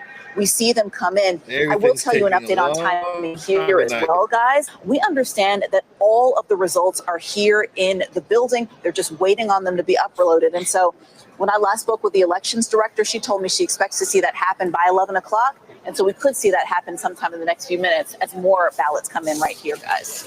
Fascinating, and really news we can use at this point. Blaine Alexander for us in Fulton County at the main voting center there. Again, underscoring what Blaine just reported, that the spokesperson for the Secretary of State's office says the, quote, vast majority of Georgia votes will be in by midnight, which means they will be in by an hour from now. As we close in on 11 p.m. Eastern and poll closings in 4 Western states, we're getting close to the end of all the poll closings here in the United States of America. 4 closing right now in California, Idaho, Washington, and Oregon. In terms of our projections here, NBC News can project a winner in the presidential race in California. Harris, California native, is projected to be the winner of the presidential race in California. NBC News can also project a winner in the presidential in Idaho. Republican Donald Trump projected to be the winner of the presidential race in Idaho. Up to the Pacific in Washington State, the presidential race in Washington State projected by NBC News at this hour to be too early to call. Similarly, in Oregon, NBC News says in Oregon, the presidential race is too early to call. Let's look at the overall electoral college. The electoral vote map right now, Donald Trump stands at 214 electoral votes. Kamala Harris stands at 145 electoral votes. Again, not a single swing state has been called, as we're watching vote continue to come in all of them.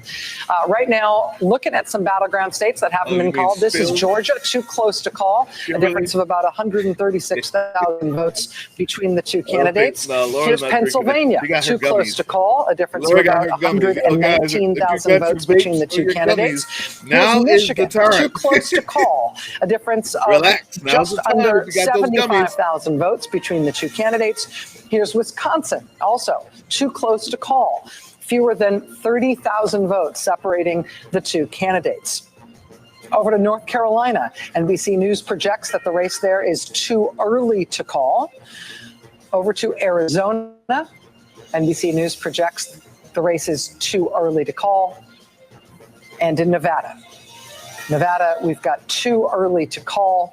That's the projection from NBC News.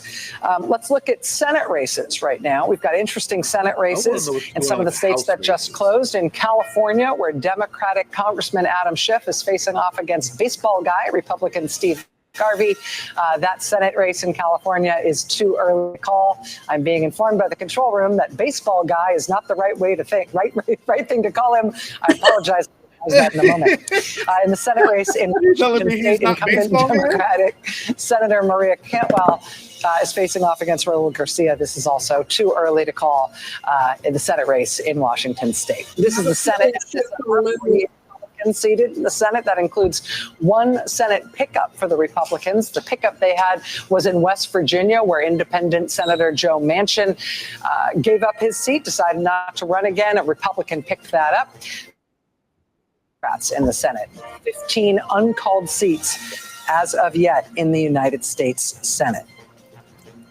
So again, we don't have any more poll closings coming. We got one at midnight. We got one at 1 a.m. We got poll closings everywhere. I should tell you, in Arizona, where we do have polls closed, Arizona is yet another state where we have had some delayed results promised. Because of these bomb threats that we have seen all over the country. Arizona counties are reporting that there will be some delayed results, for example, from La Paz County in Arizona. La Paz County's elections office evacuated due to one of these hoax bomb threats. Also, Cochise County, Arizona. Cochise County Sheriff's Office is advising of a reported bomb threat to the elections office in Bisbee in Cochise County, Arizona. The county building was evacuated as a result of that bomb threat. Again, we are seeing, and the FBI is confirming, and local officials are commenting, and local secretaries, state secretaries of state are commenting on the effect of these bomb threats called into polling places and now counting centers all across the country. None of these bomb threats is thought to be associated with an actual bomb, with anything actually exploding. There hasn't been any sign of that whatsoever. These appear to be false bomb threats that are designed to disrupt. The FBI says in at least some of these cases, these are attributable to Russia, or they are investigating whether or not these may be of Russian origin. But again, our battleground recap, summing up, we've got too early to call in North Carolina, Arizona, Nevada, and it's too close to call in Georgia, Pennsylvania, Wisconsin, and Michigan. I mean, blue wall, baby, that was always going to be a blue wall night. And I think that, I tried to speak a little bit to some of the fantasies, right, of a landslide victory that would erase any doubt, that would eradicate, the threat of something drawn out. And that is, I'm so low on with all of it, but I will anyway. I feel like Liz Cheney has made that somewhat acceptable again. Still not acceptable. You go to you go to the polls with the country that you have, and the country we have lives in two totally separated information ecosystems. Whatever happens, we'll have to really understand the information consumption that young men have and why they think that the economy will be better Donald Trump when it never was. I think that your fault waiting for these blue wall states to come in because they're so close. You guys are acting like you're not households are divided, right? There could be a yard sign in a house that doesn't represent how everyone in the house will vote in either direction. And so I think it's going to be a late night. And I think it's the polls. I mean, I guess a slice of good news that the polls have accurately captured this dead heat. Ari, since you were last with us, I've got nothing to report. We've got the swing states. We've got too close in Georgia, and then the blue wall, Pennsylvania, Michigan, Wisconsin. And we've got too early in North Carolina, too early in Arizona and Nevada. What's caught your eye? What have you been watching? Well, freedom's just another word for nothing left to report. We all know that one.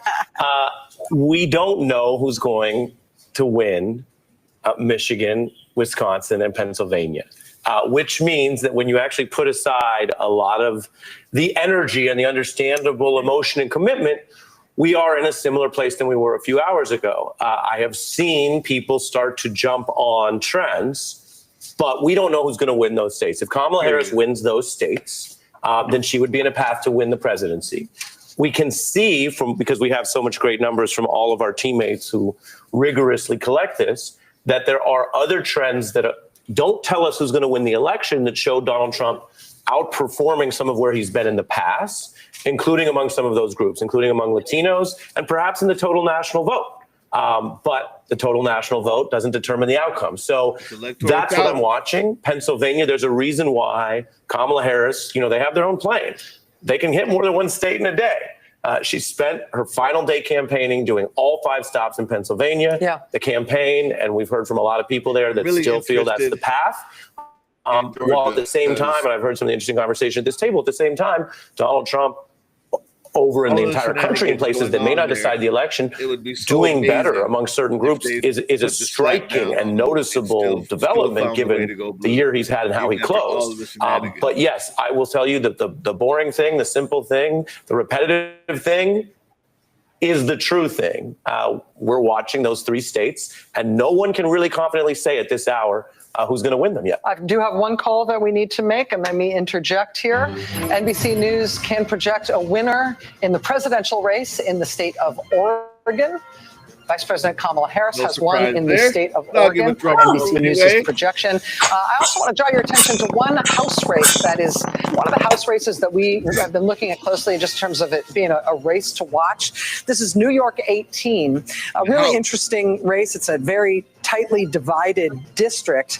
Pat Ryan, the Democrat here, won his seat in Congress in an August 2022 special election. He was up against Allison Esposito, a Republican opponent who had been very heavily invested in by the Republican Party. She was one of the so-called young gun candidates for the Republican Party, served in the NYPD for 25 years. But Democrat Pat Ryan will hold on to that seat in New York 18. I also have to tell the control room here just for a moment that I just lost my IFB. And so I am now one of these people who's speaking but can't hear anything. You can tell me and I'll tell you. So go ahead. So if control room is saying anything to me from right now, I think my battery's died. So take it away. You should have been disqualified before the election began. Rachel, you seem so energized. Because our media. Actually, with nobody talking to me, that we do need to go to Steve. Is not prepared for the moment we found ourselves in. Did you just throw to me? Yeah, it was me. Somebody was talking to me IFB. I apologize. Here we go. Some stuff, some more returns in Pennsylvania. As I gather my train of thought here, I wanted to update you on 3 key counties here again in Northeast Pennsylvania. We started the night saying, and we've said it a few times, that there are only 2 counties in Pennsylvania that are true swing counties. That is to say, they backed Donald Trump in 2016 when he won the state. Then they flipped over and they backed Joe Biden when he won the state in 2020. One of them is Erie County, where you see right now about half the vote is in. Harris is ahead here. This is primarily on the strength of the vote by mail. The question is, as the rest of the vote comes in, which we know is Republican friendly, is Trump going to catch Harris there? Put a pin in that one, because the other one, we pretty much have all the vote in right. We pretty much have all the vote in right now, and it's flipping. Northampton County, this is where Easton, Pennsylvania is. This is the other county that flipped to Joe Biden in 2020 when he won the state. This fits a pattern we started talking about a little bit ago. There's a substantial Hispanic population in this county, and Donald Trump has made meaningful gains here. Joe Biden won this by a fraction of a point. It's now more than 5 points in Trump's favor with just about all the vote counted up. We also just got a lot of the vote. Called garbage after all. Or Joe Biden won here by 8 points in 2020. It's a little under 5 right now. What's in Lehigh, the city of Allentown is in Lehigh County. It is a majority Hispanic county. Both candidates paid a lot of attention to this. The Trump folks have bet on making gains with Hispanic voters, particularly in cities like Allentown in Pennsylvania. We don't have all the returns in from the city of Allentown yet, but what we do have shows Trump making significant further gains in that city. We also have from Monroe County just about all the vote in. This is where the city of Stroudsburg, East Stroudsburg is here. Again, substantial growing Latino population. And look at this, in 2020, Joe Biden won here by 6.5 points. Kamala Harris now ahead by 0.7 of a point with just about all vote in.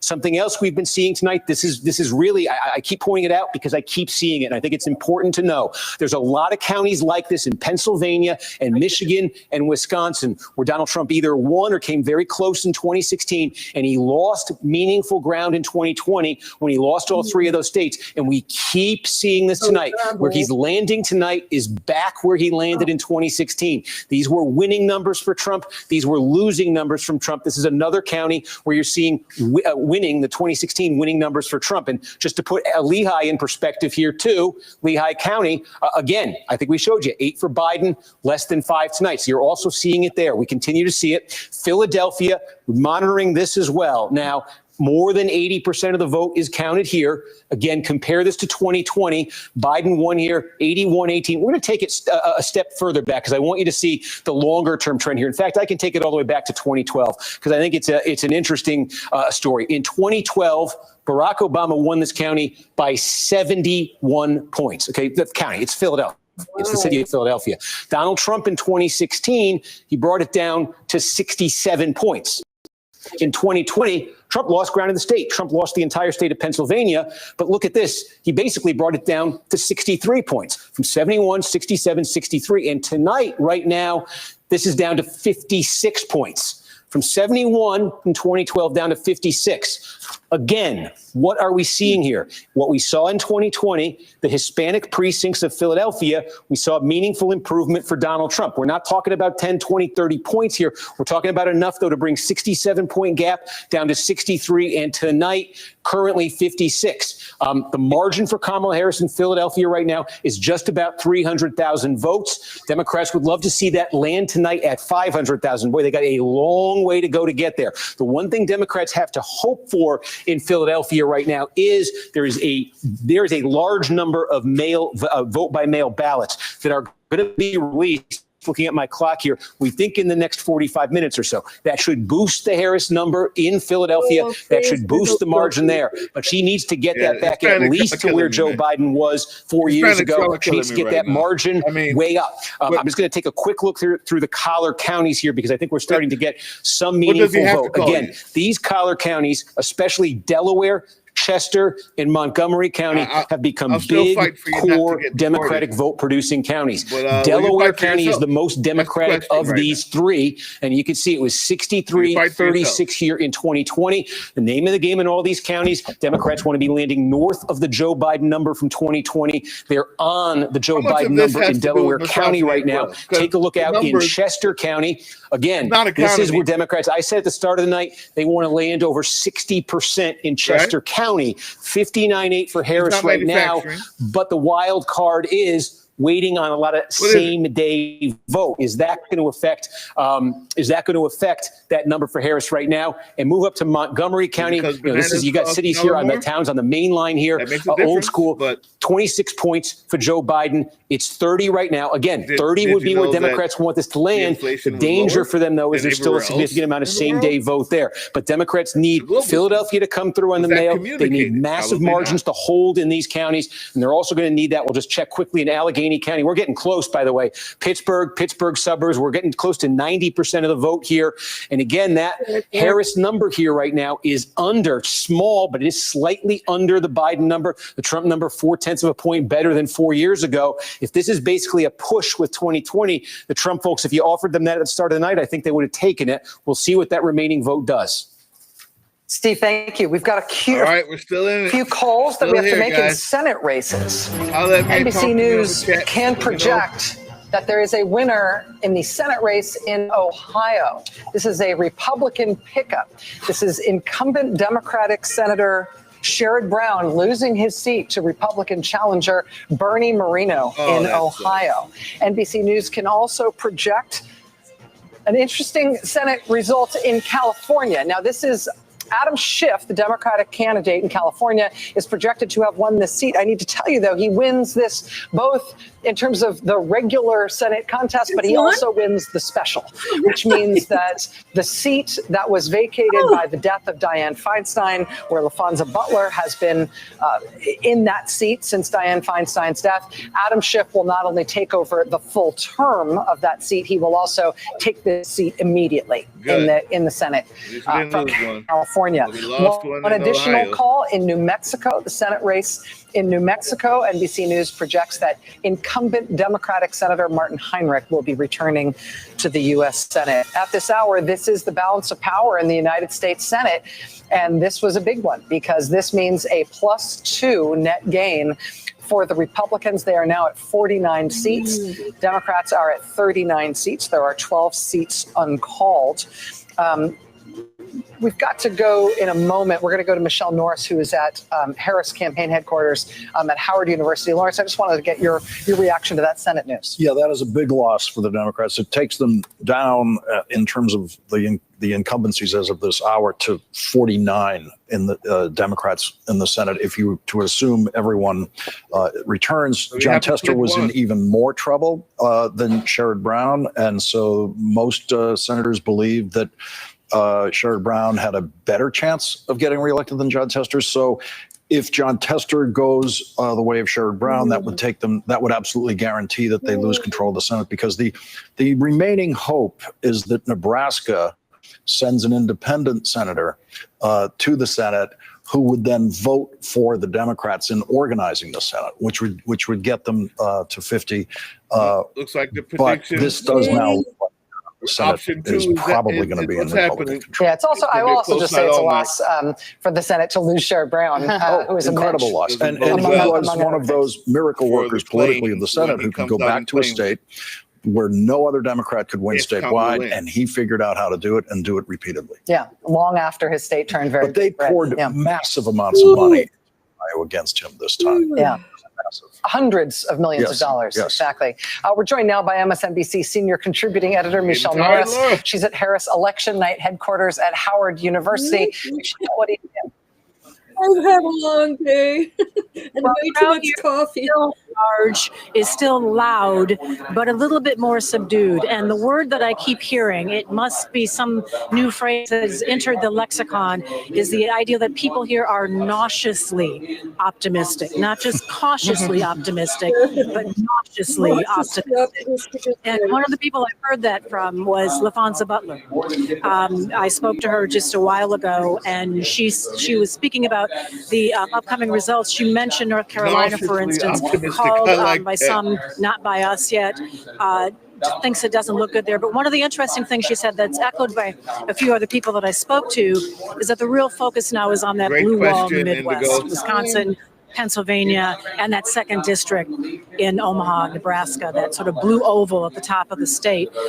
Pennsylvania, the thought was that Donald Trump may have had a ceiling, that there was a certain number of votes that he got in 2016, 2020.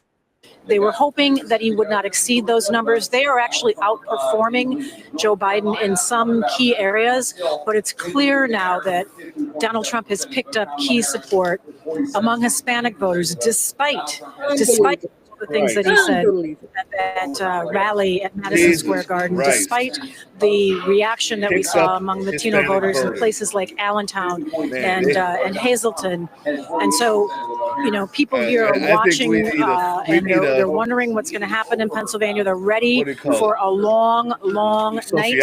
And one of the reasons I've heard also is that they wanted to inject so much joy is because they knew, that's why they brought the DJ in and the dancing and the line dancing, because they knew that this was going to be a long night and that it was going to be a real nail biter. And it appears that is exactly what we're looking at right now.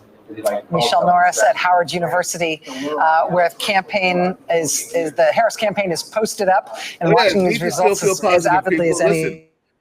And it goes right. Michelle, we'll be back to you as the night progresses. Let's go to Simone Sanders Townsend. Simone, I understand you're reporting. Yeah, you go to bed. Love you. I mean, there's nothing we can do. It's out of our hands. Yeah, it's out of our hands. People within, frankly, the Commonwealth of Pennsylvania and folks specifically in Philadelphia. Democrats believe that they have tens of thousands of votes that are outstanding from Philadelphia County. These are absentee ballots, and they believe that within the hour, I'm teetering on the edge of screaming and pulling my hair out. And within 11 p.m. hour, that those votes, their job is to make it look that way. I want to remind everybody that when they show the good map, I know, and I fall for it. I fall for it every time. When they show the full map, I'm going to show you something. It's going to be close. I'm going to show you what happened at 12 o'clock. But they believe those tens of thousands of outstanding ballots are going to make a difference. How many other Pennsylvania people are telling me that the next batch is expected at 11:55. So, Simone, to be clear, are they enthusiastic about what those votes are going to say? Or are they enthusiastic about their chances overall? Yes, they are enthusiastic about what those votes are going to say. And they are, as Michelle Norris noted, nauseously optimistic.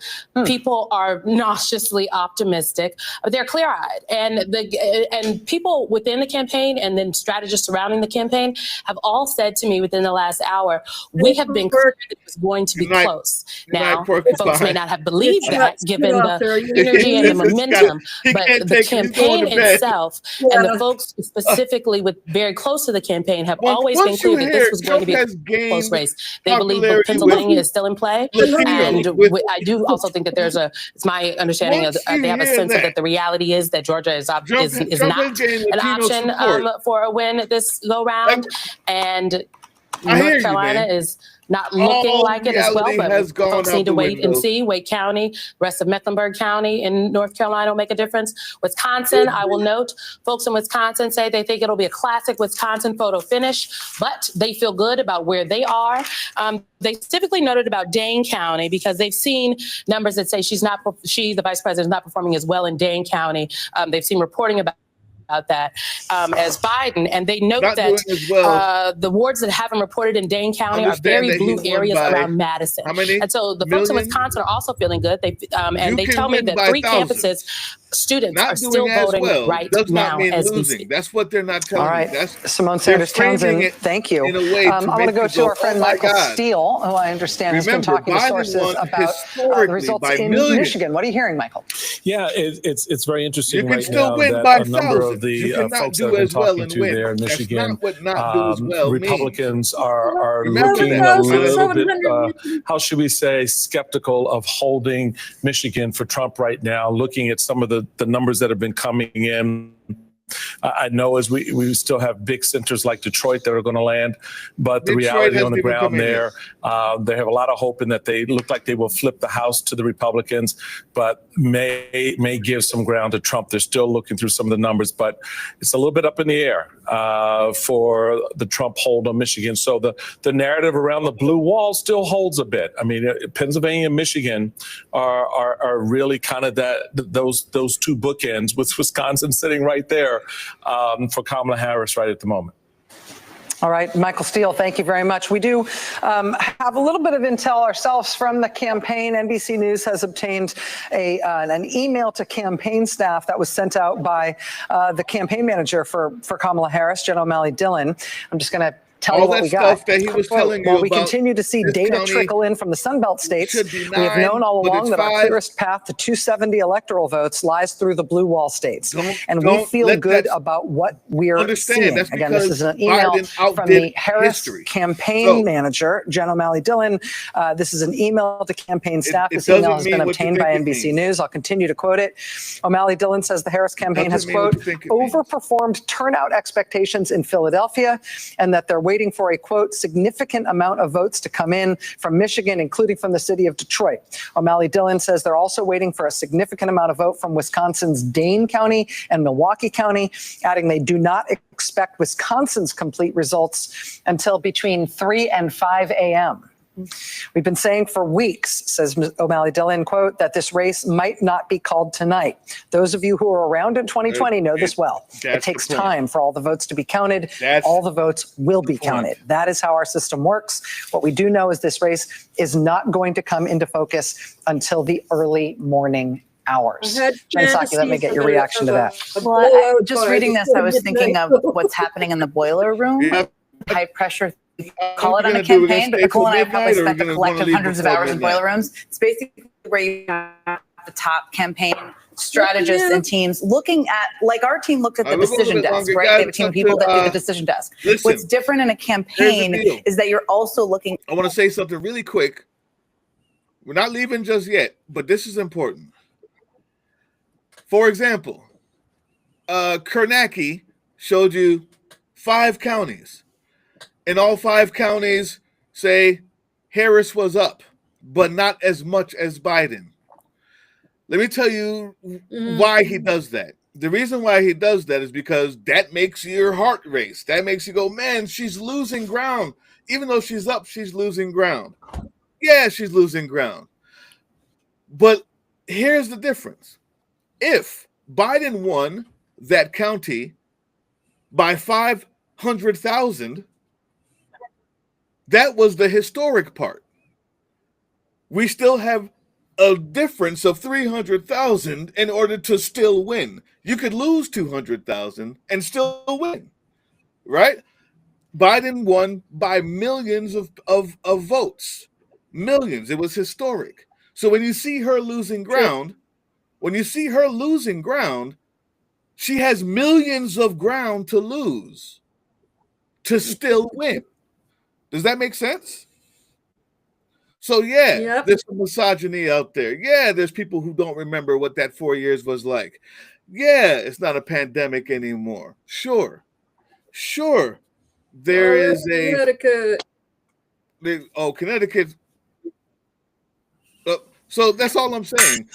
Understand that I'm not telling you to not use your eyes, but I am telling you that it's not what they're showing you is for a specific reason. It's for the horse race.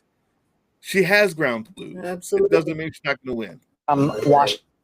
Washington State. Steve, over to you. A few more things we're getting in. First of all, I want to point this out. This is what the national popular vote is right now.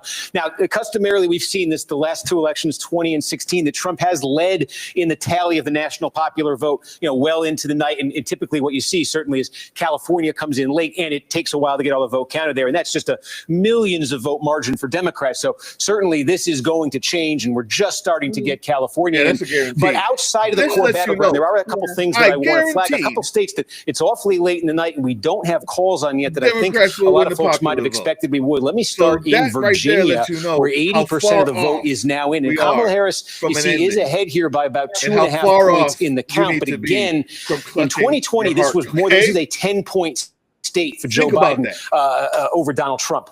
What's changed tonight? Where has Trump made progress in Virginia? Take a look here. Loudoun County. This is one, if you remember that governor's race in Virginia in 2021 when Glenn Youngkin won, we talked an awful lot about Loudoun County, suburbs, exurbs of Washington.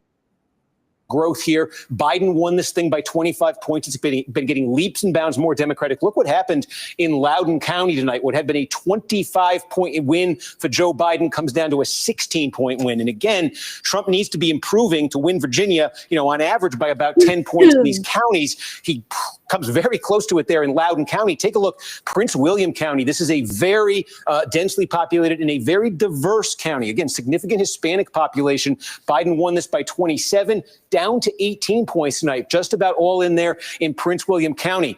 Virginia Beach, we still have a lot of vote to come in Virginia Beach. And this is one, this is where Joe Biden won by 5. This is one when Glenn Youngkin became governor. He flipped and won. And Trump right now leading this by 6 points. Again, that would be an 11-point shift here. There's a lot of areas here, that Trump would still need to do even better in if he were actually going to overtake Harris here. But the fact that it's this late at night and Trump has made gains that have held this so much so far is significant. It's part of why that popular vote is maybe a bigger lead this hour than you thought Trump would have. Bigger reason though is this. This is why I raised it. New York, look, it's been called. Harris is going to win New York. Her margin is 12 points. Check this out. In 2020, it was 23 points for Joe Biden. With nearly 90% of the vote in, Harris is only winning this by 12 points. Now, first of all, from a national popular vote perspective, Biden won this state by 2 million votes. in 2020. The margin isn't yet 1 million, and we're getting close to all the vote in New York. And I want to zoom in a little bit closer here because I think this is significant. Let's look at New York City itself, the 5 boroughs of New York City. They're each their own individual county. And let me just show you what's happened here. Overwhelming Democratic city. Manhattan, the most liberal county in New York, a portion of New York, 86-12, a 74-point Biden win, down to 63. Trump's made double-digit gains in Manhattan. Take a look at Queens, 45-point Joe Biden win in 2020. Down to 24, a 20-point net gain so far for Donald Trump in Queens, New York. Take a look over at Brooklyn. 55 has come down to 43. Staten Island's very small population-wise. It is the Republican borough of New York City. And you can see even there, though, Trump has gained a net of about 20 points with just about all the vote in there. And again, I flag that because we are seeing it in New York. Trump's gains with Hispanic voters, working class Hispanic voters. You're seeing it in New York City. It's being reflected in that statewide vote here, which has come down significantly. And even if you go across the Hudson River into New Jersey has 85% of the vote tallied. We have not yet called it. Now, Kamala Harris is ahead here by nearly 200,000 votes. But again, contrast this to New Jersey in 2020.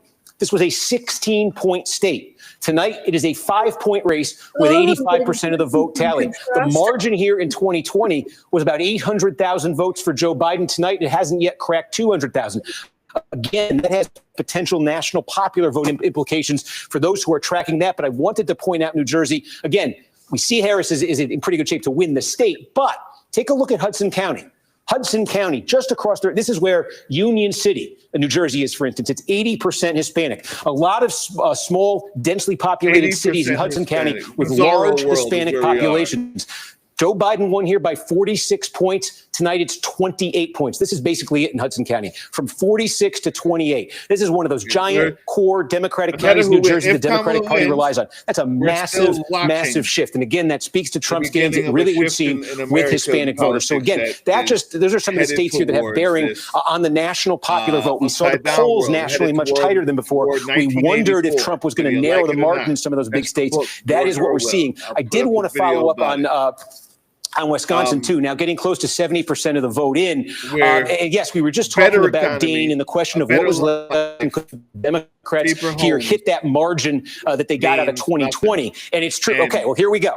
Now we're up to 95%. So we just, since I checked in a few minutes ago, we got more. We're getting close to all the vote in Dane County. 163,000. That's the Harris margin in Dane County. 163,000. In 2020, that was about 182,000. 182, 163. We'll see if there's any more votes to come. But when that hits 95%, they usually aren't. So again, if anything like that holds, boy, Democrats want to be at that number. This is where they've improved their performance every time for 4 years. Where Democrats have improved tonight. Looks like she will. Not much to come in Waukesha. Big county, 400,000 people live here. One of those wow counties right outside Milwaukee. And here again, Trump got basically 60%, 60 to 39. Trump falling a point here so far. Harris rising a point over Biden. So that is progress for Democrats in a very big county. And take a look here at Ozark County. And again, this now we got about 3/4 of the vote in, and Trump is running a bit above, not much, basically level with his 2020 number. Again, this is what a couple points better. See what happens with that remaining vote. And we talked at the start of the night about, we see the wow counties and the bow counties here. Brown County, Allegheny County. Mid-sized cities along sort of the Fox River, Lake Winnebago. These are all counties Donald Trump won in 2020, but with reduced margins. Is he returning to 2016 levels, or is he back at 2020 levels? So Allegheny County here, again, this is where the city of Appleton is. In 2016, when Trump won Wisconsin, he won this county by about 13 points. In 2020, when he lost Wisconsin, 10-point margin. And tonight, as you can see, 67%. It's back at that 13-point spread right now. Now, again, votes still to come in Allegheny County. But I only flag this because we are seeing it in an awful lot of places tonight where Trump is returning to 2016 levels. These aren't always dramatic shifts. Wisconsin's a state. When Trump won it, it was by 20,000 votes. When Biden won it. It was by 20,000 votes. So these kinds of differences can make all the difference. See what happens with the remaining vote there. But that's something we've been seeing in other places in this northern tier of the battleground all through the night. Again, now near 70%. It's very close here, about 67,000 votes. More to come out of those wild counties. And we'll see if there's anything left there in Dane. But if that number doesn't move, that's a little bit below, I think, where Democrats wanted to be there. It's just as up in the Steve, air. thank you. We've got a call to make in a Senate race. NBC News can project that in the Senate race in the great state of Minnesota. Do we have that projection? There we go. The Senate race in the great state of Minnesota, Democratic incumbent Senator Amy Klobuchar will be heading back to the United States Senate. Amy Klobuchar reelected in Minnesota. We're going to take a quick break right now. There's a bunch of other Senate races right now where we haven't checked in for a little while. Important Senate races in Pennsylvania, Michigan, Wisconsin, Arizona, Nevada, Montana, Nebraska. Lots of interesting Senate races stuff coming. We're going to check in on those on the other side of this break. Super chat is available. Anything to help out the channel, because it looks like we got a lot of work to do, and we want to be here for you for the next 4 years. So any help you want to give out, maybe I'm foolish, maybe I'm blind, thinking I can see through this and see what's behind. But I'm only human after all. I'm only human after all. Will not stop the fight. You cannot trust the mainstream media for anything. That's half the reason why we're in this mess. So we're here. We're here. Everyone's forgotten who runs this valley. Again, I tell you, whenever we do leave, when we do leave soon, when we do leave, before they kill you. Yellowstone. Understand? Watch on the Paramount votes are not in. We will not know. So much space. That open kitchen, definitely the one. More than likely, we still may not know in the morning, but they seem to be moving fast, except for Democratic cities. The map is completely different right now. All of the red states are coming in. It looks really crazy. Provider, let me choose what I pay for. Sling let you do that. Hey, where you going? I wish my TV provider let me choose what I pay for and let me pause my subscription when I want. Sling lets you do that. At least 5 of them are still not in that we're in. Choose what I pay for and let me in pause my 2020. subscription when I want and have hundreds of free channels. Sling lets you do that too, Mr. Fish. Choose and customize your channel lineup or watch for free. Sling lets you do that. Hey, Bruce. I type diabetes, but I manage your heart. It's a little pill That's with it. a What do you big say? story to tell. Can you share my GoFundMe link, please? I want to try and get me set up with a good PC, a Mac, so I can continue to produce better stuff with you. There go tonight's technical glitches. I need to get something that I can rely on. So I'm asking for anyone who wants to help out, help the channel too. Throw me a buck or 2 or 5. Do you have it's it? in the no, it's on my other PC. It's in the Google chat somewhere. Yeah. That'd be great. Yeah, definitely. We need that out there, guys. Before we leave, I'm going to give you the GoFundMe so we can get awesome coverage, great looking shots, and have even more of Canadian Drain coming out to you. Canadian Drain. I'm trying to find it here. Let's see. And guests from around the world. Oh, I gotta take this girl. Swap. Oh, I gotta take this girl. Swap. Look at critters. LMTV Live. No, that one must be my Laura Malcolm. Is the Palm Lounge on my Laura Malcolm channel. Put that in the chat. I'll put it out here. All right, so we're going to try to find this this GoFundMe here.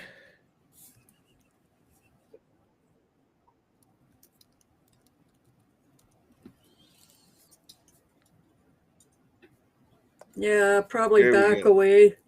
I got it. There we go. All right. Here we go, guys. Write this down. I'm gonna put it in. Says, I can't put it in. I can't put it in the YouTube chat. I can do it in this one. I can't put it in the YouTube chat because they will shut me down. But I'll put it in this one, guys. So check this out. Oh, gotcha. Okay. No worries. Check it out here, and you can write this down, guys. AEA 75538. GoFund.me/AEA 75538. And that's that. So, guys. Hola. Hey, how you doing? And that's it. Thank you. I appreciate that very much. Yeah, no problem, man. That's it. I'm gonna take it off now because I'm actually scared that they last time they shut me down. Yeah. So there we go, guys. That's it, man. We're out of here. It will not be decided tonight. We'll be back up early, and I'm here to tell you: stay vigilant. Stay vigilant. We'll keep on fighting. We accept everything. Oh, Darla, you just made it, and now we're gone. Sorry, Darla. Yeah, we're out of here. But stay vigilant. Keep the fight up. And we're accepting everything that you can use to help. We appreciate all that you can give. And if you want to join, you get all types of great stuff, plus discounts on the merch and everything. So stay sane. Yeah. Thumbs up or a thumbs down. Either way. Go ahead. Say it again. Thumbs up or thumbs down, it all counts in the algorithms. Yeah, that's right. Leave us a comment. Subscribe, leave a comment. Thumbs up, thumbs down. Either way. All right, guys. That's it for tonight. It's going to be a long one. Stay sane, drink water. We'll see you in the morning. Peace. Bye.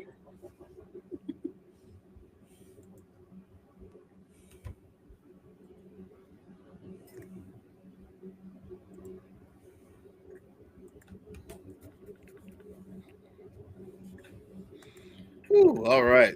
Well,